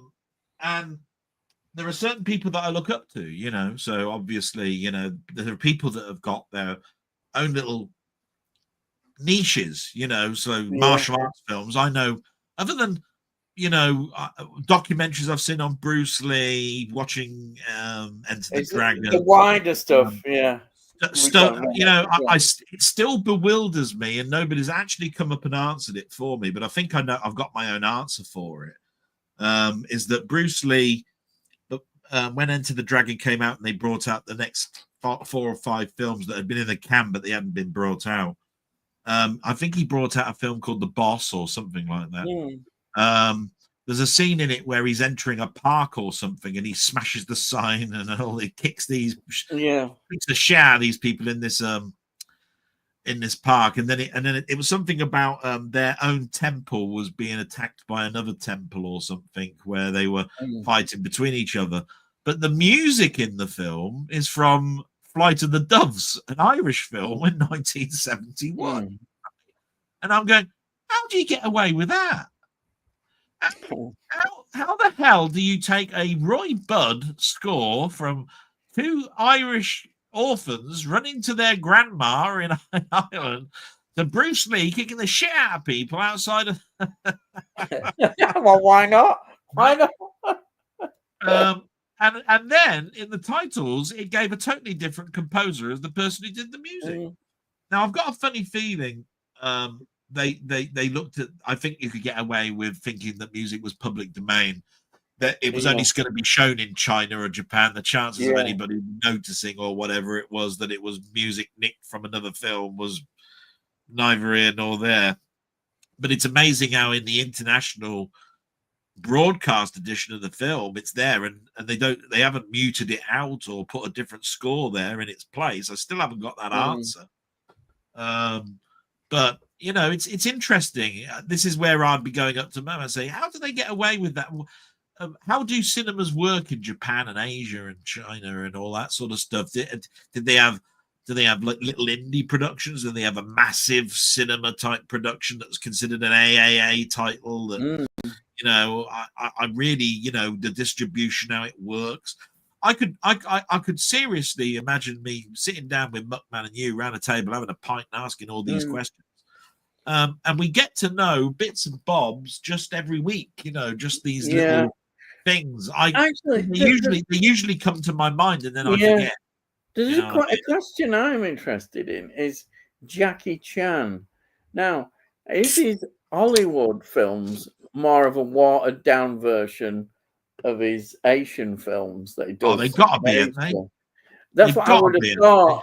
And how badly watered down are they? I don't. You see, I've not seen any of his because he does comedies, doesn't he? This was a lot of comedy sort of stuff. As far as I know, he was a bigger draw as Bruce Lee, but I think originally he was a stuntman, wasn't he, or for over there for doing other actors' work and doing that stuff. Then he actually turned up in his own films. Then he turned into be a bigger draw as Bruce. And then when Bruce died, I think he was sort of like welcomed in as a Westerner. Yes, that's the rest is history, I believe. He's still doing stuff that you'd think that only a 20-year-old could do. Yeah, he must be getting on a bit. He must be getting on, mustn't he? I wonder how old he is. Yeah, he must be in his 70s now, I would have thought. Yeah.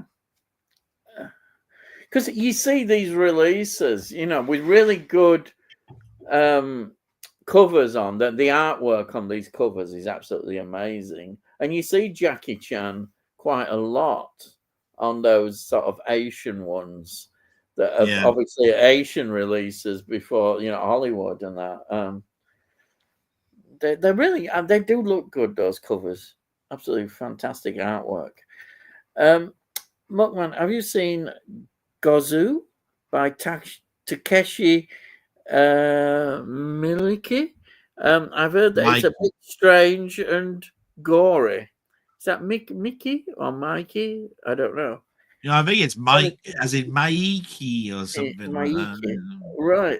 I think we both destroyed that now. Yeah. And then James says, yes, I had Gozu on DVD. It was a bit too bonkers for my liking, so I sold it. Wow. And that's interesting. That, if you think something's too much, you get it out of your collection. Is that done because of space in your collection? You don't like having things taking up space? Because that would be my philosophy. If you don't like something, there's no point in putting it on the shelf. But not everybody takes that. They'll have it. They'll keep it on the shelf and what have you. I think Muckman said in his own defense. I think he said, "I'm running out of space," you know. Yeah. Oh, there you are. So and I've seen when I do look at his videos and the fact that I can't stand looking at the ugly bastard. I do look at his shelves and I do see things doubled up.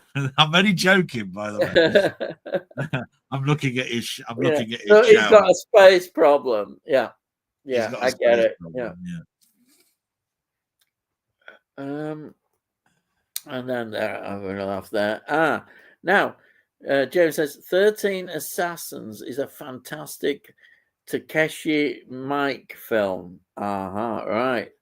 Tony says, finally got to see The House of Whipcord, which I've had for ages. It's my second favourite Pete Walker film now after The House of Mortal Sin. Now, I've seen House of Whipcord. I saw it on a late night channel, so that might tell you something about it.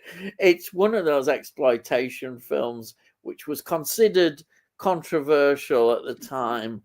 But if we look at it now, we think, oh, it's not that controversial. But he was known, Pete Walker, for doing those kind of films, getting women tied up and, being naughty with each other as well, and sort of a masochistic thing. That one is definitely sadomasochism. It's all in there. It was just done for pure exploitation. But yeah, I'm glad you enjoyed that. And then Sally says, not sure if I mentioned last week, I watched Being There starring Peter Sellers. Oh, I absolutely loved it.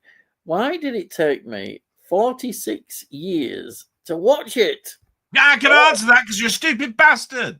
No, Being There is one of my unsung beautiful films that I mentioned to people to watch. It's one of his last films he did. Sort of he's like a butler type thing to the rest. Butler. You know what I mean?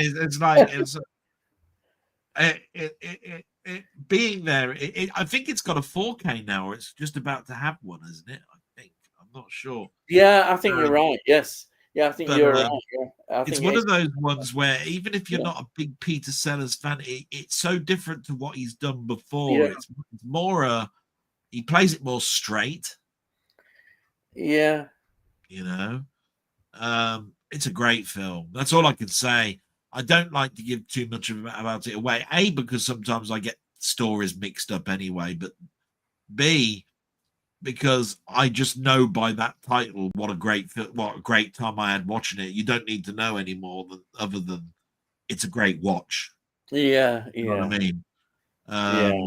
And like I say, there's not that many people that talk about certain films. Being There is another one. You know what I mean? Nobody talks about The Three Fugitives. Nobody talks about, there's a lot of stuff that came out that, actually were quite big back in the day, not talked about anymore. You know what I mean? Whenever somebody talks about Ridley Scott's collection, right, of films, we know what they're going to say. And they go through them, right? Yeah. There's a huge gap that they make, and in that huge gap, he made Black Rain. And I love Black Rain. And doesn't that need a good Blu-ray release? Because I've heard that the DVD is really a bad. It's got a Blu-ray in a foreign country, but it needs a 4K. Yeah.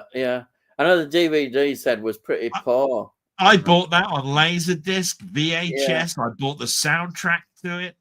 Andy Garcia's head. Well, I wondered whether they'd actually show one more second of it to see if his see what, because there was so much talk about, did his head actually get chopped off, and did they actually film giving away a big spoiler there? Well, it's not, because it's one of the major talking things. Yeah. Right.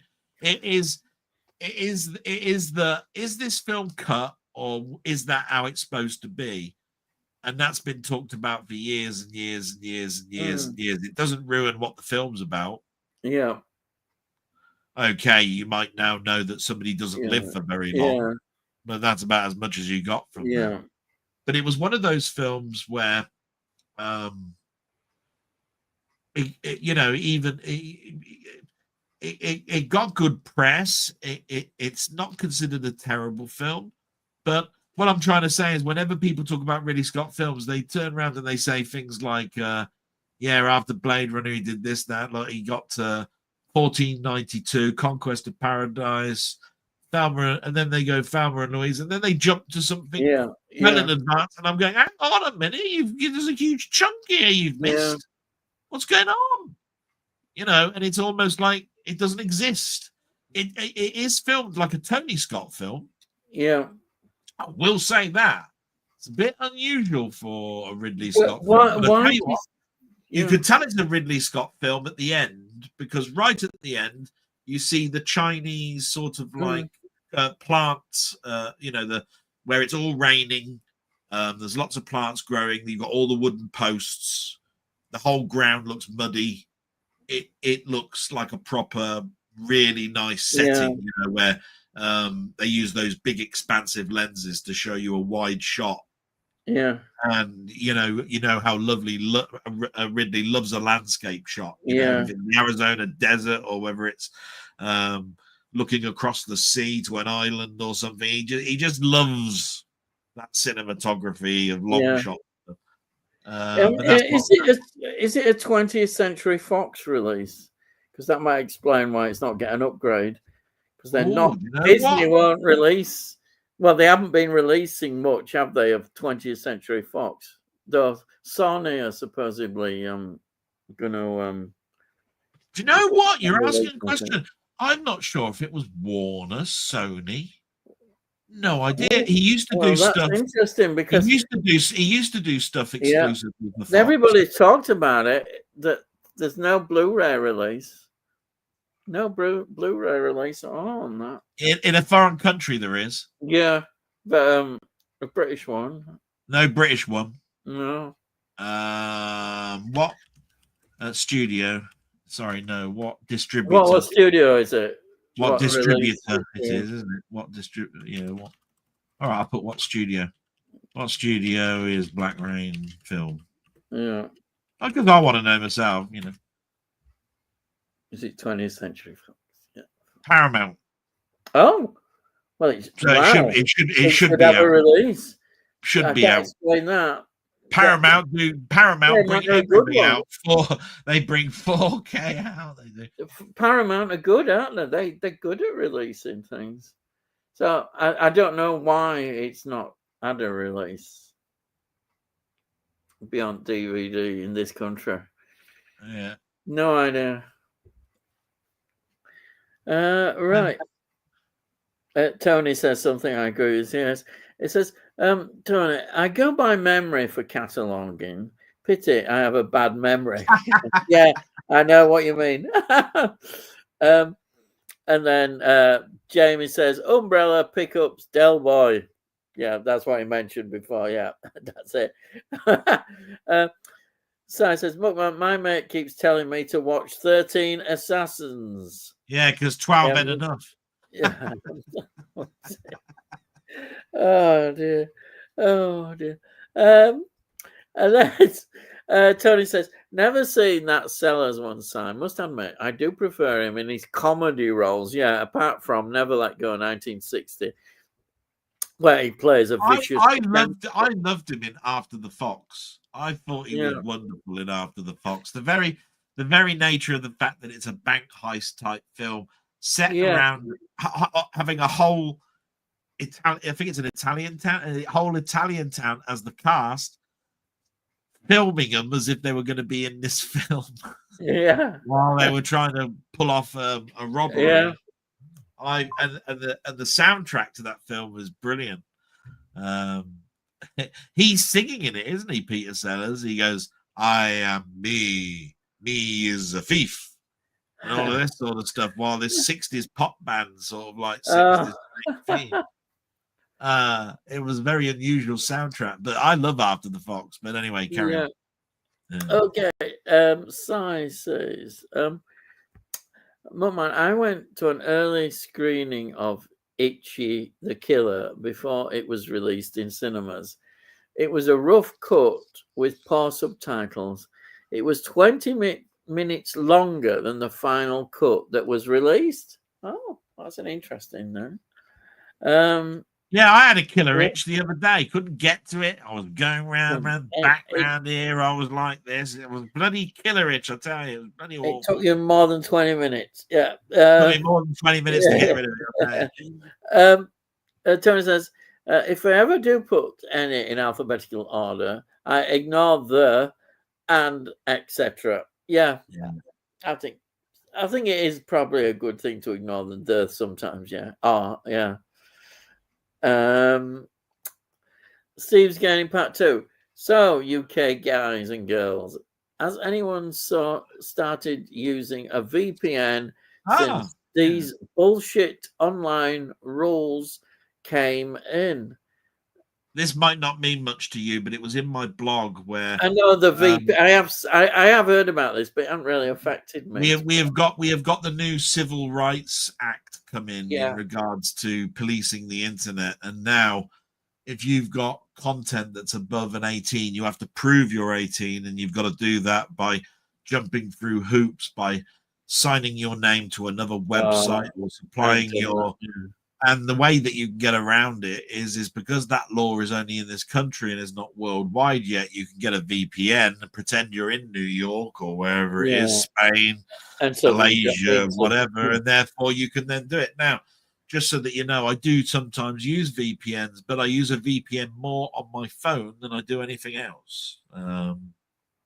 Just because the phone is more mobile. What's the cost involved for a VPN? Well, sometimes you can get a VPN for nothing because it can come from your phone supplier. You know, they can actually say, we'll give you this as free. The bolt on. Others, you know, it's like anything. Like if you get Sky, they'll give you Paramount Plus for nothing. You know what I mean? Yeah. You know, so VPNs, you could buy virus protection, and with that virus protector comes a VPN free of service, you know.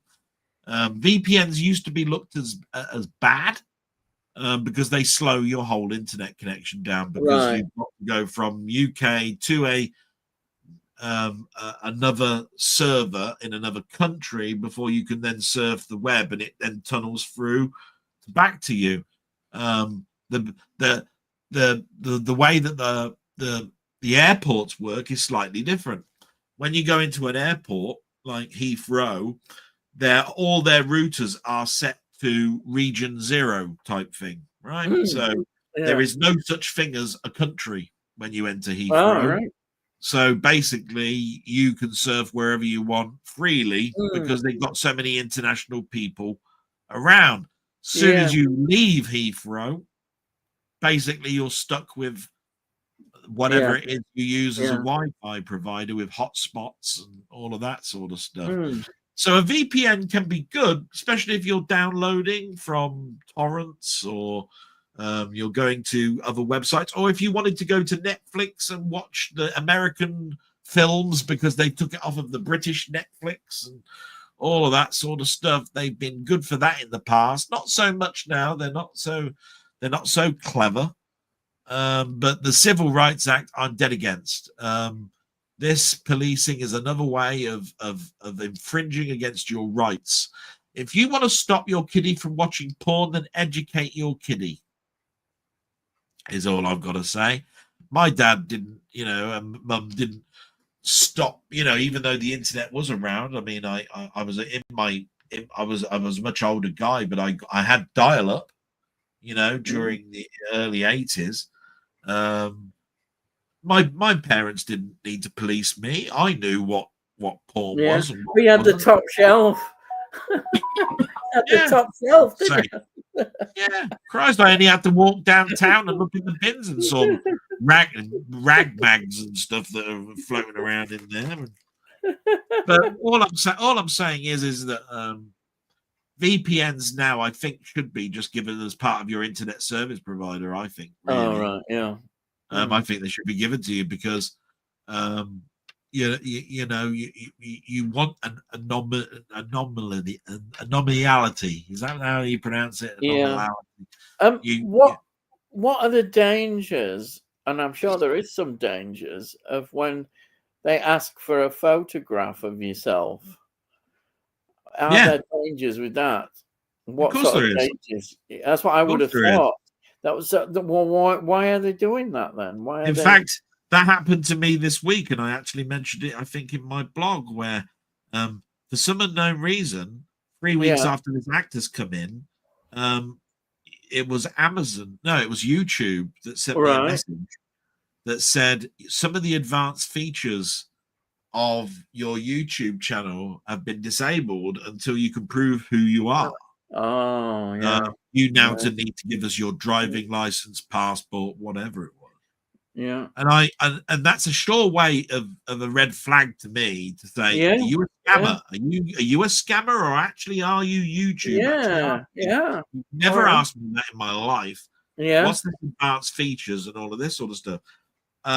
Knowing enough that I do, I'm able to do things like IP back traces for emails. And the Ministry of Justice also gives you the ability to be able to put certain things into an engine and it will tell you if it's legit. And it was legit. Now, I gave them therefore my driving license, and it came back 24 hours later that you are okay. We recognize you who you are now, and you are free to have the advanced features from now. But what you have to remember here is that could have come from anywhere. If you're not savvy enough, you did send your picture, then basically you've now given an official document that only things like the police officers should ask you for to look at. Or legitimate people where you're going for a job. And this with that picture, you could open up a bank account. You could. So there's a lot of dangers for people. There's a lot of dangers. They should be warned about these dangers, because not everybody, thinks, they should be warned about them. Scammers and people like that are all ready to pounce. Yeah, it's so easy. But I always think if somebody approaches you on internet, then they're a scammer. That's how I look at it. If they're after something, I never trust anybody who says, "Oh, I'm from so and so." Like Amazon, they say, "Oh, as far as I know, Amazon wouldn't just say." They wouldn't approach you. They wouldn't approach you like that. So I think it's common sense. Anybody, if it just seems out of the ordinary, or just anything, anybody asking you, ignore them. Most people that are looking at this bill say, look, everything comes with a good idea, but at the end of the day, as soon as somebody comes out with something that's cost absolutely millions to try and organize and make a standard, there'll be somebody that comes along and hacks it within 30 seconds, making all of that money totally redundant. And VPN is like one particular way of circumventing it. And kids will know VPNs anyhow. And the kids are faster. The kids are faster at it than we are. Yeah, it doesn't matter to them. They'll still be able to watch porn. So what a waste of bloody time it is. And that's pretty much how it's being looked at the moment. Yeah. And that's because kids are more resourceful than we think. It seemed like a good idea at the time, but then when people thought about it, oh yeah, this is not a good idea. But it's a piece of legislation. Yeah. Right, we've got here Jamie said, "Sign. There's some brutal scenes. Oh, this in Itchy the Killer. The meat hook hot oil scene is almost unbearable to watch. Oh God, it sounds like some torture scene. Oh, sounds like he's been watching. Sounds like he's been watching porn. Hot oil, bloody hooks.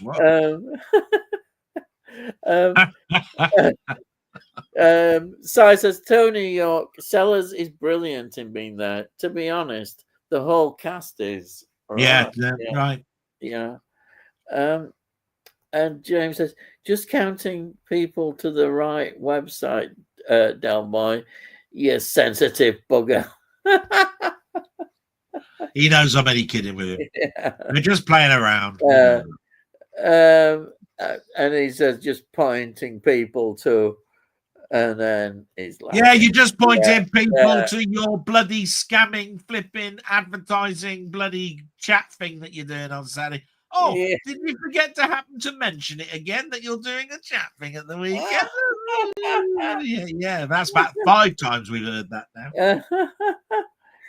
about free advertisement. This is interesting because I'm sure there's a lot of people beginning to get a bit impatient here. And see, this is the Hammer thing. Next Hammer release is another virtually unknown one, Man in Black, 1949. I think they have rights issues with the best-known Gothic horror thrillers. Must have sold leased the rights to others. Do you think that's true? Ooh. Wow. Surely they have all the rights still. I wouldn't say they've got all of them. Yeah. Because I would say that international law probably means that they've got certain ones that have got a year to go and other ones that are 6 months to go. People want the classics, the Draculas, all those Dracula films, the Frankenstein films. There's loads of them. But the other thing about it is that I don't know if it's because their restoration process in regards to 4K is in its infancy and they want to do justice to some of the other ones. I've noticed the majority of the ones that they brought out so far are black and white rather than color. The first one was a color, and then it was black and white, black. Then it was, it went color, black and white, color, black and white, black and white, color, black and white. And I would say to people, wouldn't you prefer them to be careful than putting releases out and then having a faulty disc? Because that's happened to Arrow a few times, hasn't it? They put out releases and end up with a faulty disc. So I think it's best that they're taking care and doing it in this slow way. But it's going to make people impatient. And the way this time scale is going on, it's going to be a long time. That I think they're certainly getting their revenue for paying for the restoration of a much bigger AA title. Yeah. I will say that the packaging is second to none. I'm a big fan of the packaging. I will say that absolutely. So. Yeah, it is. I must admit, I am starting to get down the road of, can we get to some more bigger titles? I mean, you started off with Kronos, which I thought that's a weird one to start with. It's a good film, though. I'll get that, right? Yeah. Although it's not well known, it's known. Yeah. But then the next one, you're not even getting things like 1 million years BC, even, or you're getting 7 golden vampire type films and stuff, and I'm going, what the hell? You've got to start throwing in, a few golden ones. People would love the original Dracula. Well, wouldn't they? The original one, Art Frankenstein one. I think there's people who love that, but they obviously know what they're doing. And as I say, it's better to do this than rushing out something that's not going to be good and that has problems with it. I would have said that a big studio like Hammer that has basically sold an awful lot of their films to international distributors and all that sort of stuff, it wouldn't surprise me that certain stuff is not in their jurisdiction at the moment. I mean, for me, I know this might be controversial, but I've got all those Studio Canal releases. There's loads of them. Classic Hammers, and I'm quite happy with them. I think the quality is excellent. I mean, obviously there probably is a better quality shift, but I don't think it's minimal, and it's going to be a long time before they get to them. All those wonderful films. I always thought that Studio Canal's quality control of picture was great. Yeah, it is. And the lovely, actually, if you like slip covers and all that stuff, they do beautiful ones altogether. They were just part of their normal release. They were excellent. Right. James says, was that the prequel to Men in Black, Tony? What's that one about? Oh. What were you talking about at the time, Tony? This one he's talking about here. Next, Man in Black. No, I don't think so. He's being cheeky. Yeah, he is being cheeky. Yeah, and he's having a laugh there. Yeah, don't call us. We'll call you. Yeah. Yeah. Baboom is the way you tell him, Jamie. It is the way you tell him, I'm sure. Yeah, Yes. he's available for he's Yeah. available for bar Yeah. he's available for bar Yeah. mitzvahs. He's not here next week, thank God. Yeah. You know. And don't forget he's on a live stream that he keeps Yeah, he's doing a Yeah. live stream this weekend. Just thought we'd mention it. Just know, let you know. Yeah. Um, JC's Hollywood films aren't as impressive in the fight choreography and the stunts due to the health and safety, I presume. JC nearly died making Armor of God. Well, that's serious stuff. He says, i.e., no health and safety in Hong Kong, China. Well, yeah, I'm not surprised. And then Sai says, what is everyone's thoughts on the rumors of Noah Centineo being cast in a prequel to Rambo? Oh, I didn't know who the actor was going to be, but I've heard for years and years and years right. they were going to do a pre-First Blood. Interesting, film, yeah.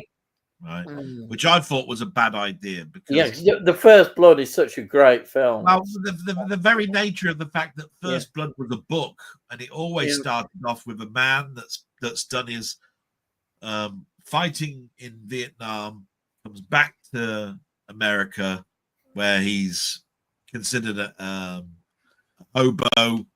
Your country doesn't want to know about you. All of that sort of stuff. Goes looking for all his teammates that he was in with in the war, and finding out that one by one they're all dying. That's made perfectly clear in the first 5 minutes of the film, and there's no better way than well, I dare say, I have to say it, the music matches the visuals of Schwarzenegger walking along motorway roads and then stopping in at his best friend's mother's house. That's right. There or not. Yeah. By the way, Jerry Goldsmith did the score. Just for I would never guess. I tried to avoid saying it, but I couldn't. Yeah, but you are. I couldn't stop myself. Yeah. But when you're doing a prequel, then are you saying let's see the Vietnam years? If that's what you're saying, then oh my God, how many Vietnam films do we want to see? Just because now he's in the jungle, we're going to see his mates and that around him, and how he was. We know what his family thought about him, why he went off, based on the end of the films. Where he came home. He was separated from his family. He went off to be his own man, and they didn't want him in that war, and he never came back for years and years and years, and finally he did. And that's why you've got the ranch that he's got in the final films. So to be quite honest, we know his backstory with his family. We know what's happened in all of the Rambo films up to this point. So a prequel really is just a Vietnam film. I really don't see it. I really don't see the point. Maybe they'll prove me wrong. I'm just saying, it's got no Stallone in it. It's got a Rambo in the title of it, and it's before First Blood, which is set in Vietnam. Then, might as well just call it Rambo's Vietnam Days. Right? And the problem is, it's not Stallone, obviously. Oh, by the way, this week, and I forgot to mention, I really did enjoy this, and I don't like mentioning the director's name, but I really did enjoy myself watching Radio Days, Woody Allen's. Oh, hello. Yeah. I really did. I couldn't believe how much I really enjoyed watching that. Yeah.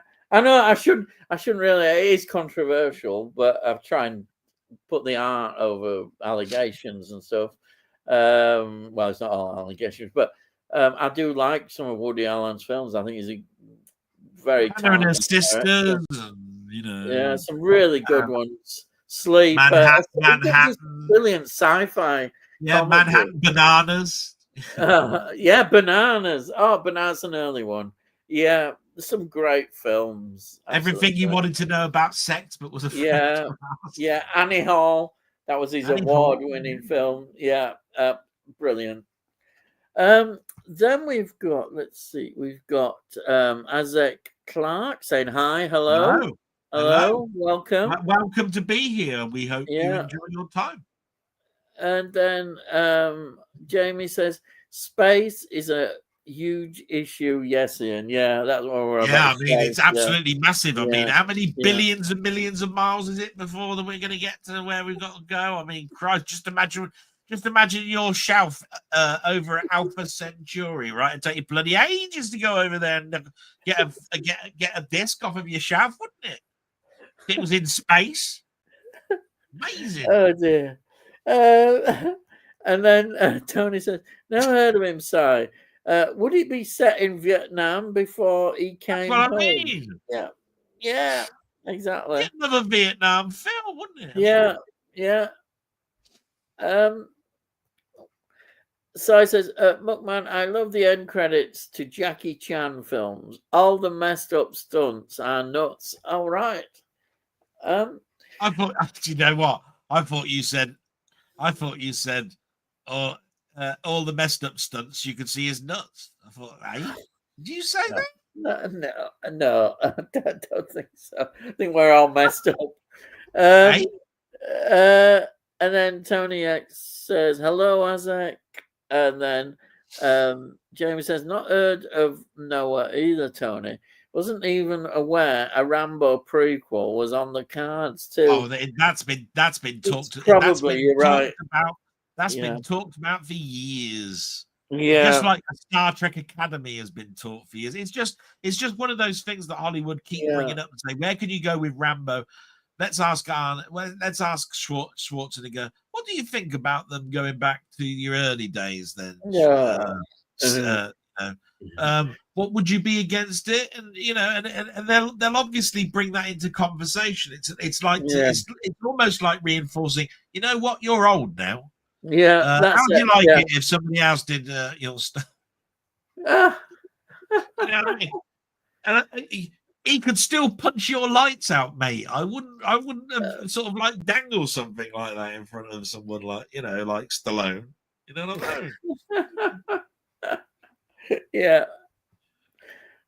So says, Tony, he's rumored to be set from when he's drafted for the Vietnam War to him being a special ops killer. All right.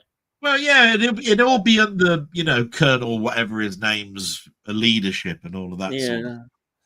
But we already know when he was drafted into the Vietnam War that he did that because of a strain in his family. That it's almost, but whichever way you look at it, it'd be like Bond in Vietnam.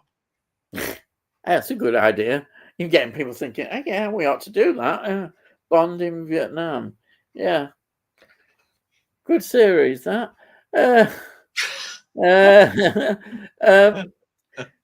You never know. Amazon Prime might think, oh, crikey. So if that comes, you can take credit. If someone is listening from Amazon Prime, hey, we can do Bond in Vietnam. And I thought of that. Yeah.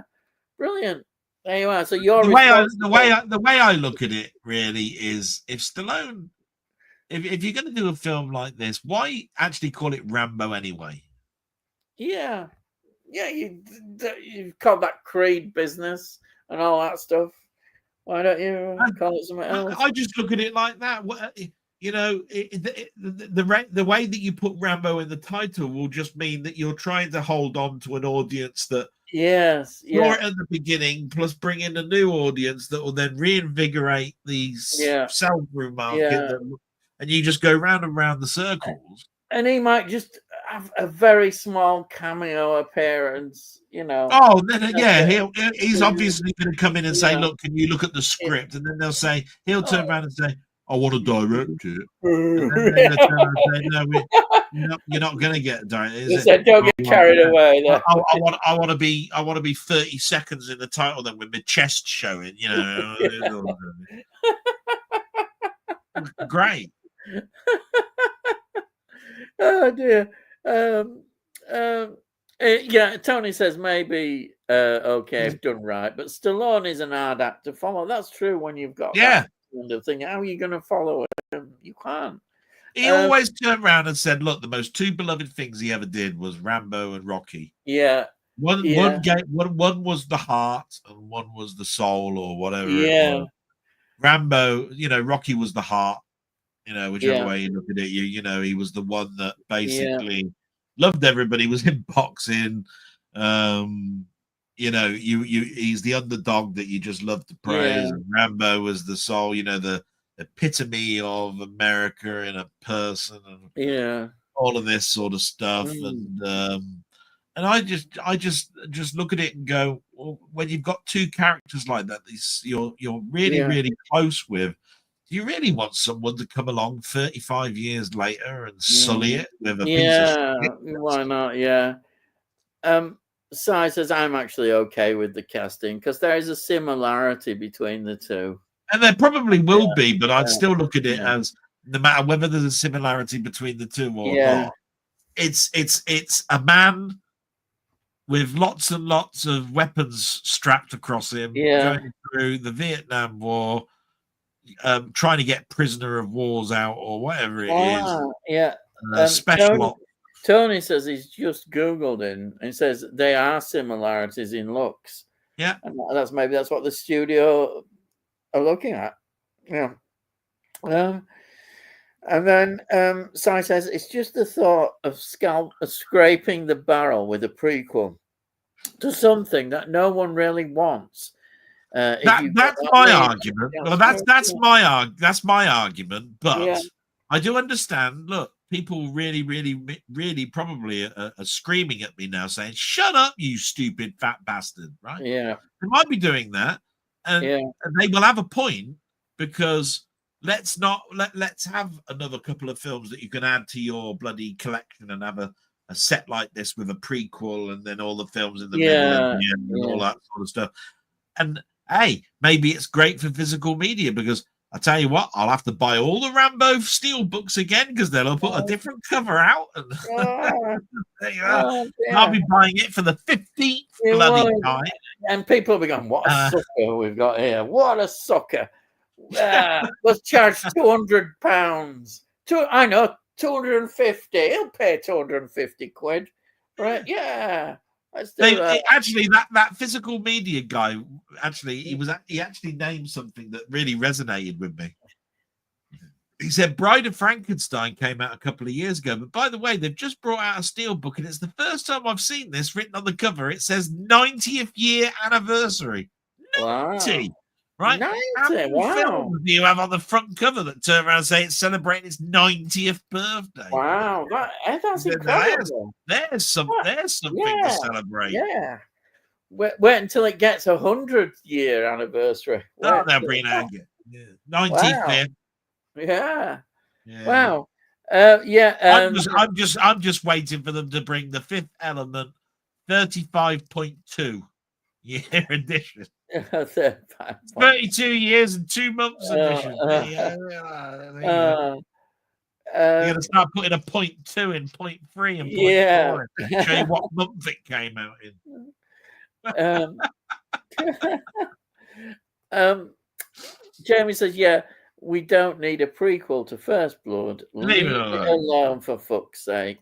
Yeah. And why can't they write something original in Hollywood anyway? Exactly. It's left to independents.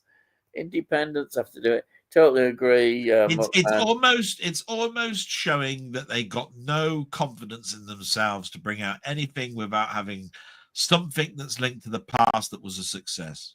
Yeah. They can't bring out a new film with a new name and a new whatever it is all about it without linking it to something that will... That's what they've done, haven't they? All these titles. There's loads of them, isn't there? That's what they're doing.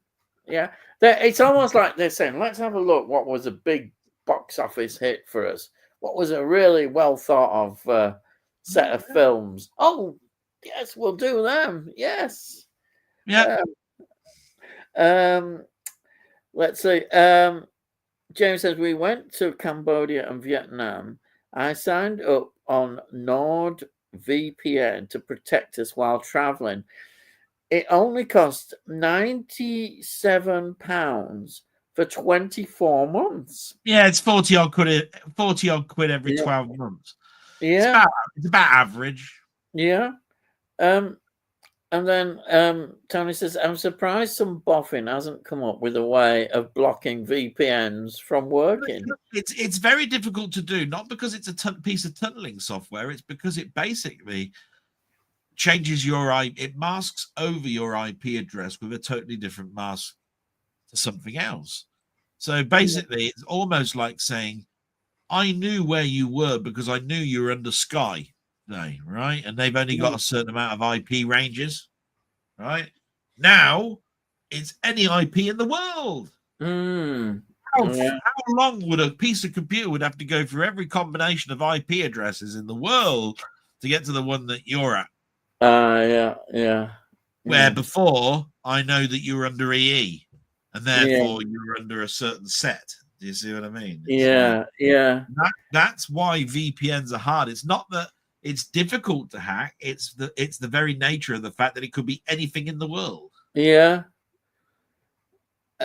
Sai says, I thought that you needed a VPN for mummy and daddy films. Yeah, porn, in other words. And James says, I've come across some websites not working properly with the VPN running, so I just disable it. Yeah, that's quite right. Yeah. You will find that some people know that your IP address is being masked, and that's because there is something called a sub-network mask. A lot of people don't know what that is. I can sort of like explain it if you will, but I won't. Basically, it's very easy to see that you are actually spoofing your IP address. It's to do with how your MAC address on your network card and the internet service provider, plus the latency between where it says that you're acting to be and where you actually are. Do you see what I mean? There's a latency. It's like for some unknown reason, this bloke's in London. But every time he wants to get to a website, it's now 13 nanoseconds to actually pull the information in, where it would normally be 1 nanosecond because he's looking at his own country's data. So he must be spoofing, because there's absolutely no way that would take that length of time to pull the information back. All of that sort of stuff comes into it. It's called load balancing and all sorts of stuff. But anyway, moving on. Jamie says, VPN is good for using public Wi-Fi. Means they can't hack your device. They don't know which one you are. Exactly. Yeah, hence the reason I signed up for our travels. Yeah, that's a good point. Sue's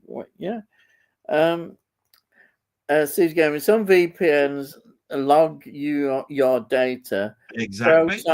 On Tor, if say you were under ExpressVPN, that's a common one. You sign on for them to say, I want your VPN. Well, because therefore you've told them, right, here's my credit card details. This is me connecting to you. They've logged your IP address, so they now know that you're under Sky, or you're under EE, or you're under Orange, or Talk, or whatever it is, right? So then they're giving you they give you the option to hook onto any of these servers where it could be in anywhere in the country, and they give you this. Now, what I'm trying to say is they now know more about you, and therefore, if they get hacked, they can sell your details on. They will now know that even though you're going through a VPN or a tunnel, as they call it, you're going through a tunnel, they know that it's Sky that you're coming from. It won't be too hard to hack you. Do you see what I mean? Because they'll go through the ExpressVPN servers to get to you.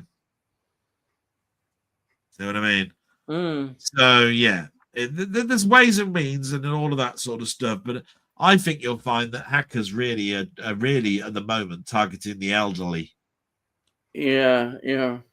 People that don't, They're being taught to use the internet very late in their lives because they've got no other choice because their pension's been blocked. Yeah. And the only way they can do it is remember a PIN number, and they've got to do online banking, and all the banks are shutting down. Yeah, all of this sort of stuff. So they're Yeah. being fought. I mean, the amount of times I've gotten stuff from the council that have turned around and said, hey, your subscription's run out for your waste bin for garden waste. Oh, so yeah. you need to now contact your county council, give them your credit card details. And if, by the way, we've got no telephone system that you can use anymore, so you're going to have to do this online, or you can get one of your family friends or members to actually do this for you. And this is where I'm going, yeah, because you're basically blackballing anybody that's in their 80s and 70s. You don't give a shit anymore. You've had all their money. They're nothing to you anymore. So the only thing that they're going to do is be a drain on you when it comes to the pensions that they want to keep taking out of you. So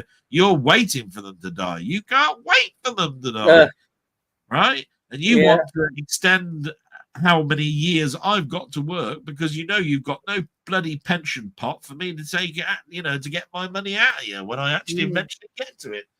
So yeah, I can rant at the government as much as anybody. Yeah, all of it is true. They've gambled your pension away. God help you when you get to it. Next year. Yeah. I'm a pensioner next year. Yay. Yeah. I think that Tor is one that I've used. It didn't cost out. Yeah. If they don't cost out, I'm interested. That was a cheap one. Tor. Yeah, I've heard of Proton and Tor. I've heard good things from Tor. Yeah. I'm not paying, definitely. Anybody? Oh, yeah, remember Titbits magazine? Seem to recall it being harmless despite the title. Yeah, I do remember Titbits. Yeah, it was all about little birds building their homes in your garden, and they told you that their flavour of the month is mealworms this month. And, all of that sort of stuff. I don't know what other magazine you're talking about. But, Yeah. I mean, it always used to make me snigger when I heard of blue tits.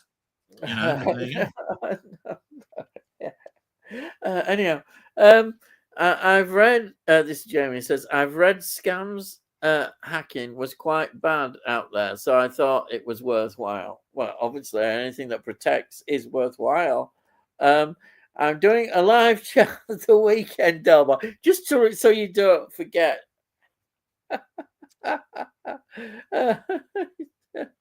I didn't rise into it. You've already mentioned it. I said, look, man, I've set a reminder for it.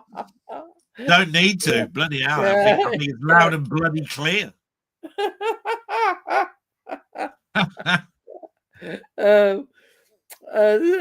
Tony says, with regard to do you know what? Yeah. After all the advertisement for it, I find it so sad that only 12 people are actually watching this to know about it. all that effort for 12 people. Well, it might be worth it if there are a lot of newer people. I don't know. Right, Tony says, with regard to Hammer, I was reading an article on their website, and it sounded as though they didn't currently have rights for everything they've ever produced. Yeah. Nothing was stated explicitly, but that's what it sounded like. Yeah. So they're obviously busy trying to get the rights back. Like I said, I think it's very difficult for you to keep exclusive content 100% of the time with you. Yeah. I mean, the whole debacle when it came to Marvel and bankruptcy, he was selling his products for £1, $1. Yeah.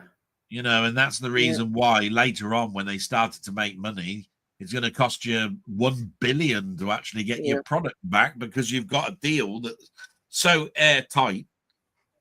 There's absolutely no chance of you having it. And what about with your Spider-Man? The way the deal is split with that, isn't it? It's so convoluted, that deal, though. It went over to Sony. they had it for a number of years before they did anything with it. I think what happened was that Sony sold it to them for, I don't know, something like 50 million or something initially.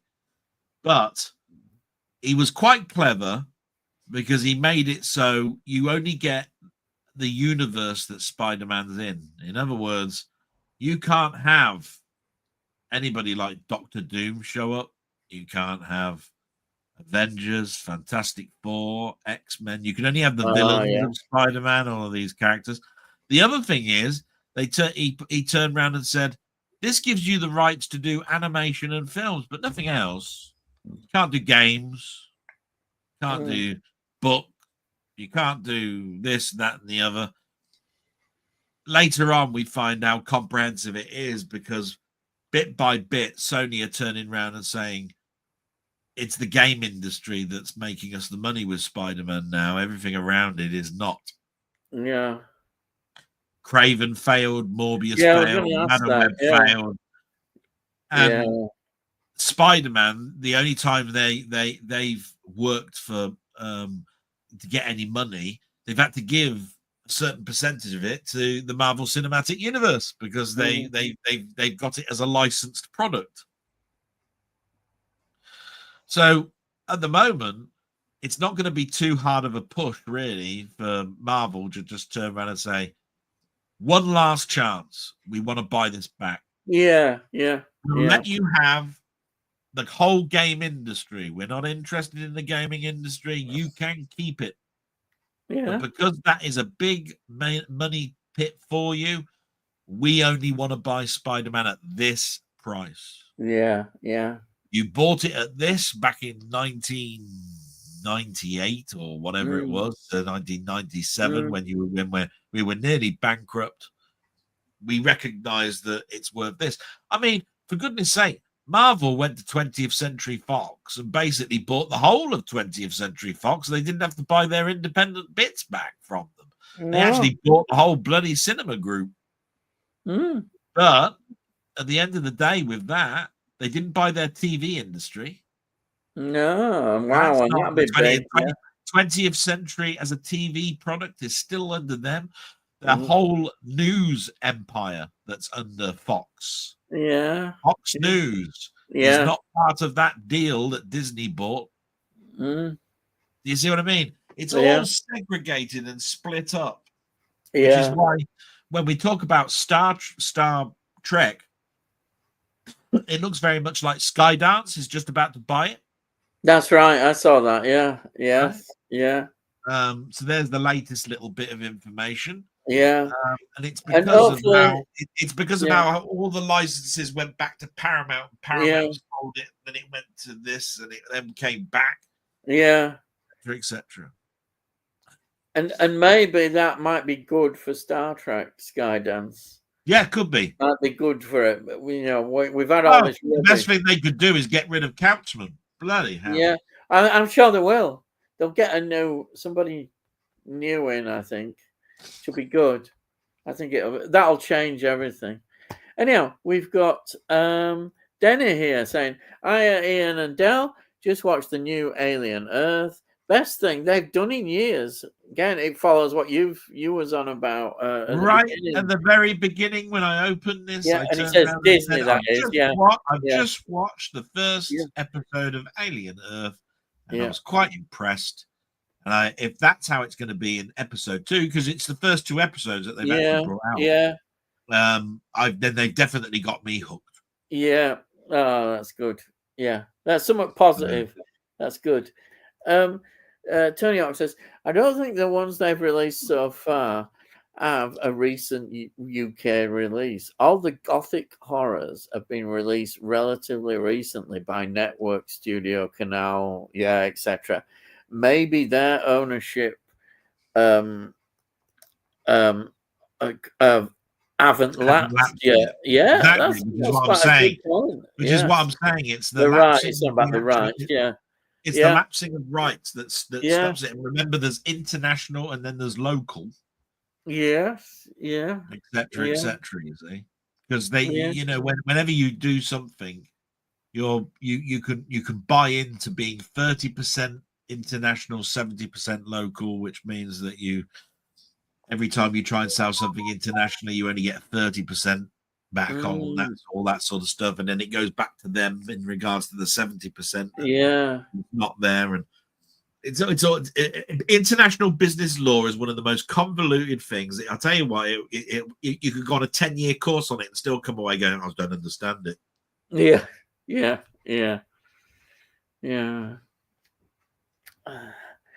And James says, no spoilers, Denny. No, I've given them already. Yeah. I'm going to subscribe to Disney for 1 month once all the Alien Earth episodes are available to watch. That's a good idea. Yeah. Well, it's 8 episodes. Yeah. It's not hard to work out that the first 2 come out this Wednesday, which is today.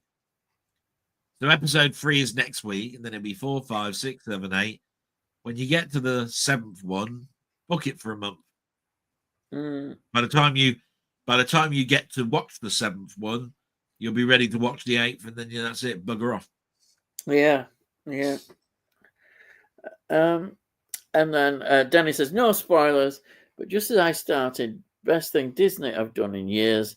No political agenda, no message. End credits, add some decent rock music. Hey, that's good. I'll tell you what I'm going to do for Denny, just to piss him off, because I like to piss off Denny. He's great. Oh dear. Because he missed this, didn't he? Yeah. Unfortunately, I don't know how this happened, but this turned up in the post look the other day. I mean, don't know where it came from, and you know what? It cost me nothing, absolutely nothing. Eat that, you little shit! Look, I've got that. Look, you little bastard! It cost me a penny either. There you are, up yours. Yeah. Oh dear. And then I'm back to Earth, and I'm okay. Yeah, he's back. He hasn't been nicked yet. There's been no knock at the door by local constabulary. We're watching this. We'll get him. He thinks he's got away with that. And then Tony says, I got Disney Plus free for a year by opening a Lloyd's account. Yeah. Wouldn't work at first, but finally managed to get it going. Maybe have a look at Alien Earth. Oh, get it. Good. You've got it working now. Yeah. All right. They do it all the time. You buy a phone from EE and they'll say, oh, as a bolt-on, you can have Apple Music and all of this. Oh, Netflix, Disney Plus, all this little shit. Delboy has nuts on his mind, Jamie says. Yeah. No. Another recommendation is the new series based on the Count of Monte Cristo on You and Drama. What's You and Drama? I don't know. It's the rebranding. It's the rebranding of Gold. Oh, is it? Is that like UK a UK Gold? Yeah. Right. So instead of saying UK Drama, it's now called You and Drama. You dear, and Drama. Oh, who thought of that one? Yeah.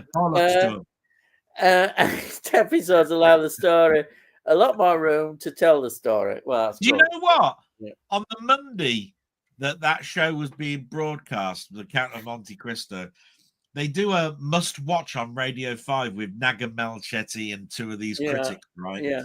And they all turned around and said The Count of Monte Cristo is not a must-watch from all 3 of them. Oh, How to Kill a Series. They all turned around and said, that's not a must-watch.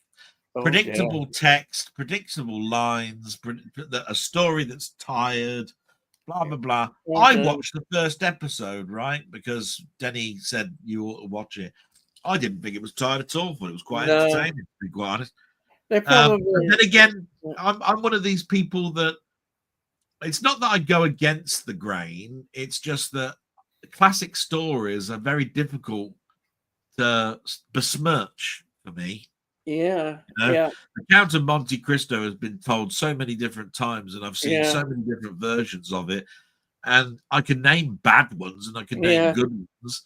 But give me a period piece, and I haven't had a period piece for years. Yeah. I've got a question for you. The best thing since sliced bread. I've got a question for you. Why do the Three Musketeers never use their muskets?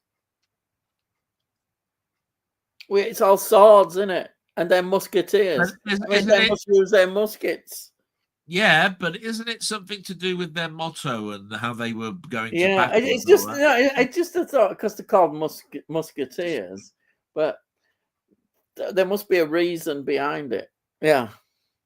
Well, God help you when you start watching the Mouseketeers. Then what's all that bollocks about? What's that bollocks about then with mice and stuff? Why is it that they don't get their mice out when they're watching them? I don't know because oh dear. Well, just asking. I have several versions of Count of Monte Cristo in it. One with Gerard Depardieu. Yeah, get his French accent. Danny says the new French film with subs is also a very good adaptation, Tony. And yes, I've seen that advertised, Danny. What time is your... Oh, shut up! No. Jesus Christ, man. Jesus.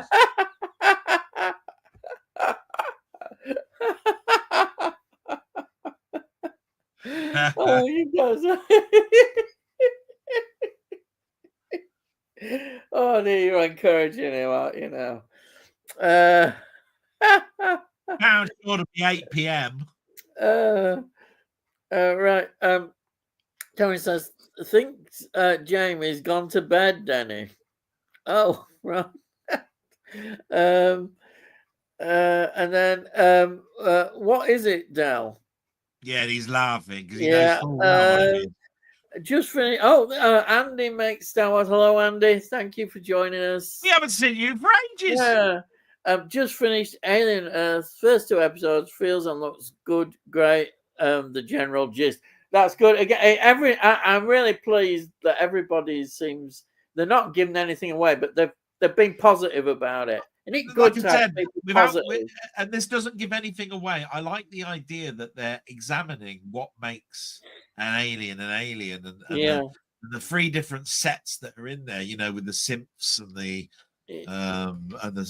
cyborgs and the. It's an interesting thing, and I think that was the best way they could go with it. To be quite honest. Yeah, I think you're probably right. Definitely. Bring a bit of Newton's law, bring a bit of iRobot law into it, with the laws of robots. Yeah, you can expand it quite a bit. You could do. Yeah, I think that'd be good. Yeah, let's see that. Do you remember in Battlestar Galactica they did a prequels series which unfortunately got cancelled, which I would love to have seen more of. I forgot what it was called, but that was about what happened before it was based on the planet that they came from, which was I forgot what was the name of it. It was is it Century or something or something like that. But they cancelled it. You could still get the Blu-ray of it in France quite cheaply. Well, not cheaply, but for about 20 or 30 quid. Otherwise, the UK release of it was so bloody scattered about you couldn't find it.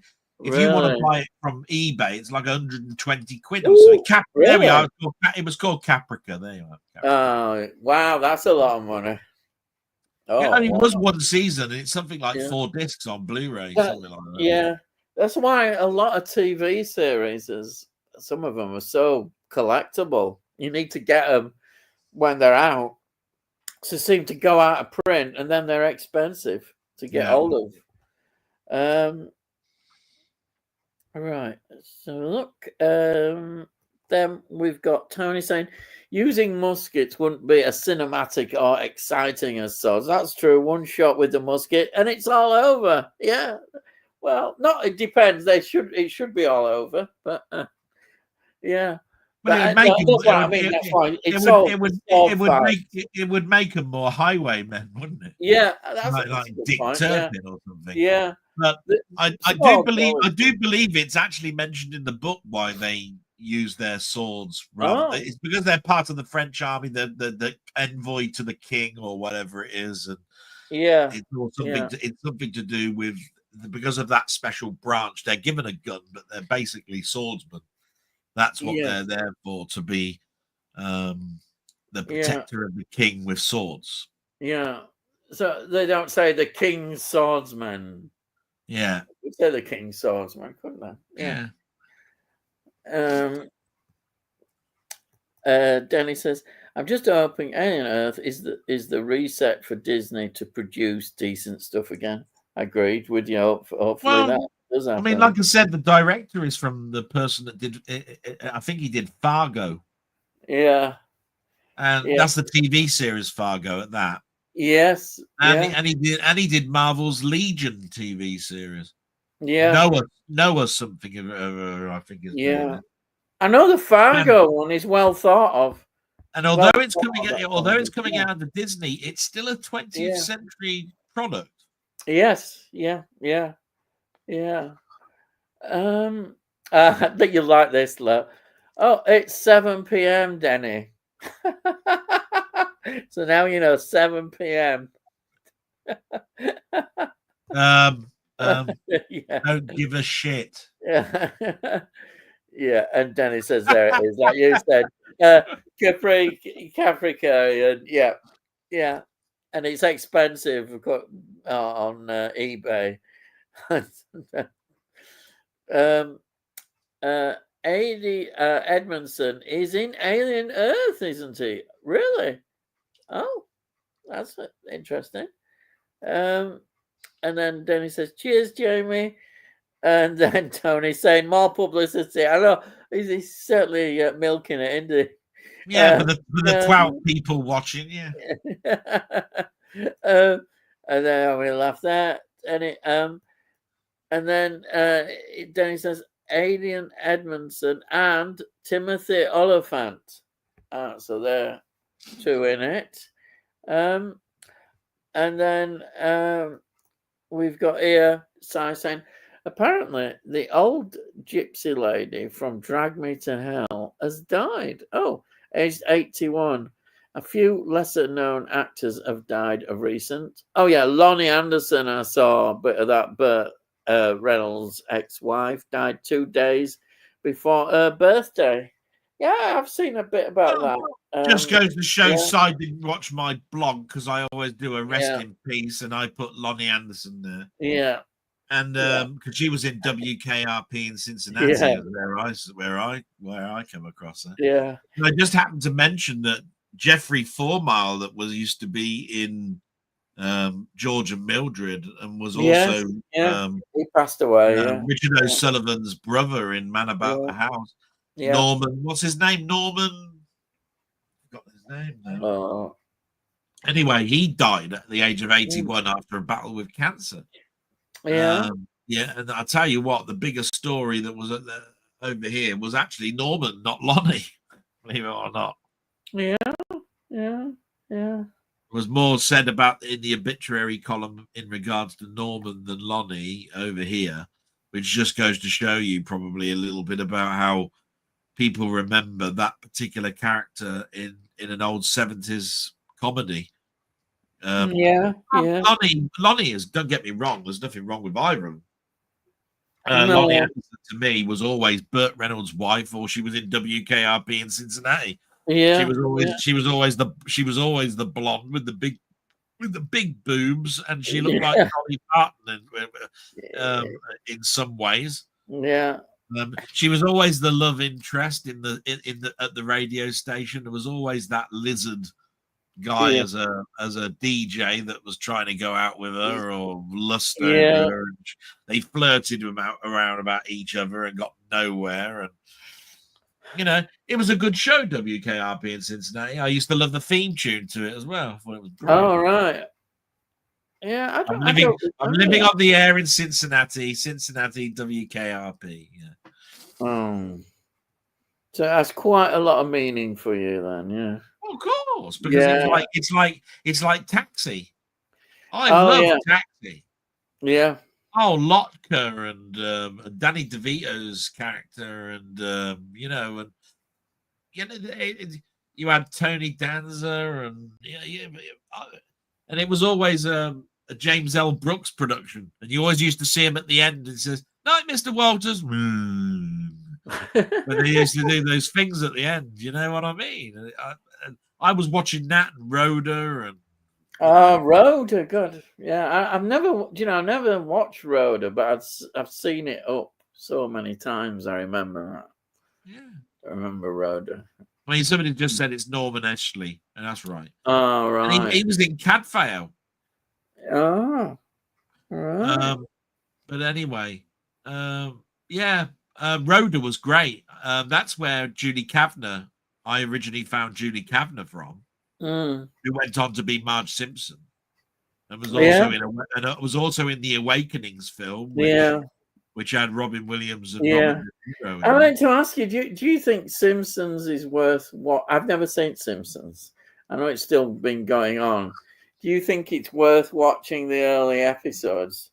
The early ones, yeah, yeah, because I've seen them sometimes. They're pretty cheap. And I think, will I like it? Will I like it? You got to remember that the first season of Simpsons was actually in the Tracy Ullman show. Yeah. They were 5-minute shorts in the middle of a 30-minute comedy thing. Yeah.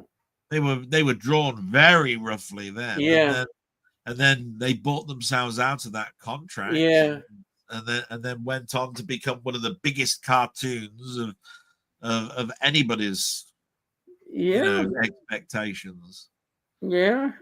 Family Guy may be considered bigger now than The Simpsons, but that's probably because it's more outrageous. Yeah, I like Family Guy. What I've seen of it, I've got some on DVD. Family Guy, but Simpsons is still going, isn't it? I mean, it's been going years. Although you can only buy I think you can only buy the box sets of Simpsons. But what I've heard is people 12th, 13th, 14th season, and it stops. The fans don't seem as impressed with it nowadays. I don't think they're as impressed with it. But at its time, it must have been quite well thought of, I think. It seems it gets mentioned a lot. Because isn't Donald Trump predicted in The Simpsons or something as president? He was, and apparently the best thing that you can watch on TV at the moment is South Park. Oh, I love South Park. Yeah, right? South Park. Yeah, the very first episode of the very next season of South Park was broadcast a week or so ago, 2 weeks. Yeah, took the piss out of Trump, and they're just expecting it to be cancelled anytime. Oh, you can't watch it. South Park. You can still get to see it, apparently. Yeah. South Park, they were all over Trump in that one episode. My God, it was. Oh, I'd love to see that. Yeah, I'd love to see it because I've been getting some South Park because they're quite cheap. You can pick up South Park right pretty cheap, which is good. And it's gone. It's gone on to Blu-ray now, hasn't it? You can get it, I think, from about season 12 on Blu-ray. But I've been picking up DVD ones really cheap. Yeah, I really like it. Yeah. And then let's have a look at. We've got. Andy makes Star Wars. Andy is in Alien Earth. Fantastic. Yeah, Aid Edmondson is in it. Yeah. And then Tony says, 4 Mile, Norman Ashley played a vicar in Pete Walker's House of Mortal Sin. Yes, good actor, popped up in lots of guest roles. Remember him as a rogue agent in The Professionals. Oh, yeah, right. He was. Yeah. And then we've got, she's here. Ma, hello, Ma. Hope you're doing well. From the Philippines. Fantastic. Speak to you later. Yeah. And then. Well, if you do, you're a lucky sod, you Andy makes Star Wars. Simpsons early are brilliant. Changed the game on TV. That's quite a statement. So they were pretty big then. Yeah. Well, and it's then, the way you can satire yeah, current things in a cartoon. Yeah, which Because is most live action stuff doesn't satire itself anymore Yeah. because it's too up its own self for them Yeah. to actually do that. So Yes. that's why people turn to things like Family Guy and American Dad and that just to see, just take You the can piss get, out of you. yeah, you can get the satire. Yeah.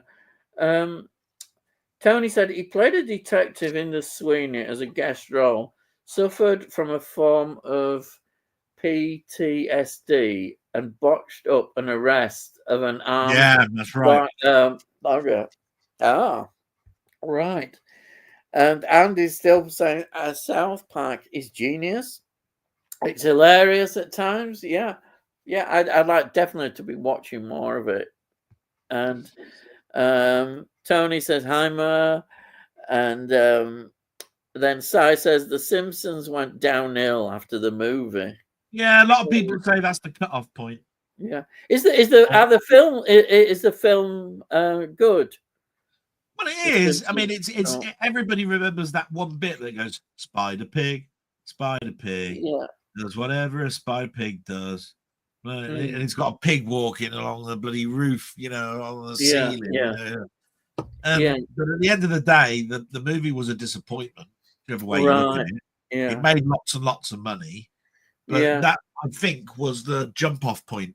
I think that's the point where really the TV stuff just went downhill. What about the South Park movie? Is that good? Well, that's good. Fantastic. I must put that on my list. South Park movie. Yeah. And then again, so is the Team America film, with the Jerry Anderson type puppets. Oh, yes. Yeah. Yeah. Yeah. Right. Andy makes those. What's the best way to control a nation? 50-50 or 60-40? Build a story for the president from years gone by. Yeah. That is interesting. Yes.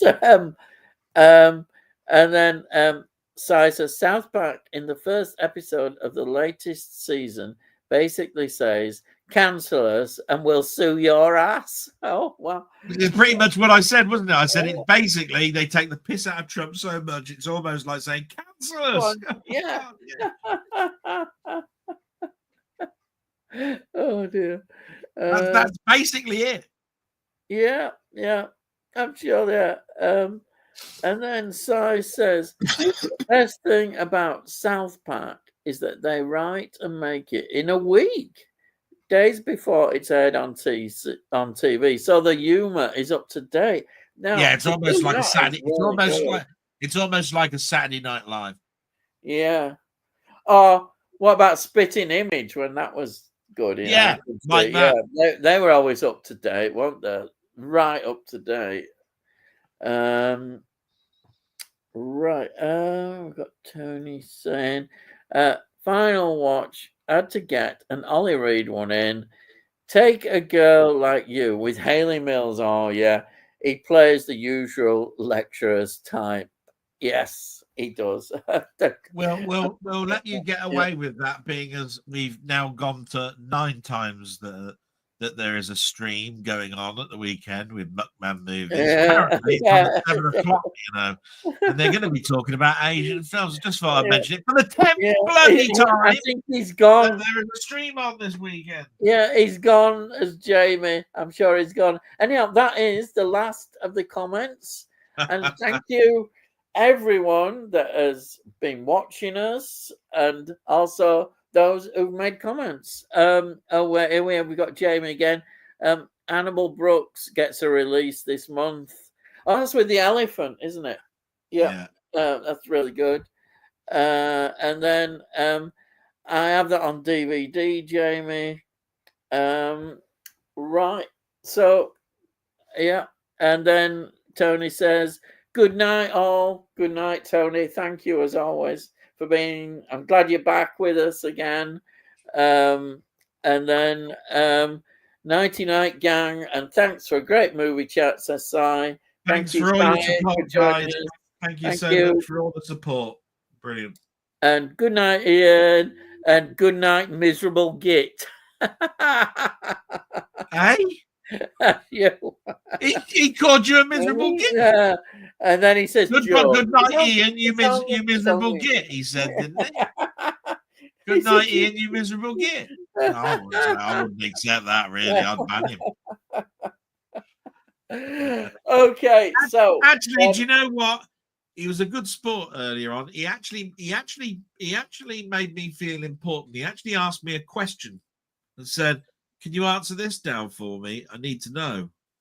And I sent him a web link and told him what I thought, and hopefully he took it on board.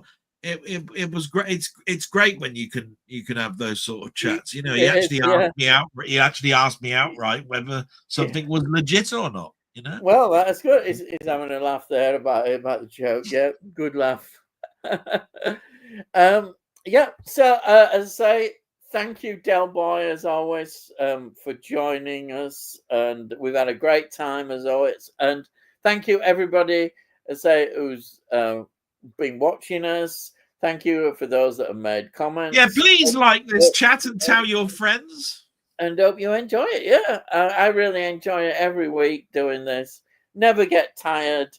I'll never get that YouTube phrase about people getting, overwhelmed by it all or whatever. I love it. It's a real pleasure every week to do this. And I think Delboy feels the same. That's why we come back for more punishment every blooming week. But I like the way he says, I like the way he says, I think Delboy. How much do I talk about this in my blog each week? I turn around and say, if I didn't have Wednesday, where would I go? But we're yeah. So we're still going to be here no matter what. And as it's the end, I'll say, give you farewells as normal. Oh, well, always saying it's goodbye from me, and it's goodbye from him. Good night. Because that's how the two Ronnies always did it. But I'm just going to say salute because that's from Frankie Howard, and it's how I usually end all of my little videos. Thanks very much for all your support, guys, with the film shorts and the gaming shorts. Much appreciated. Brilliant. And this is how I always end.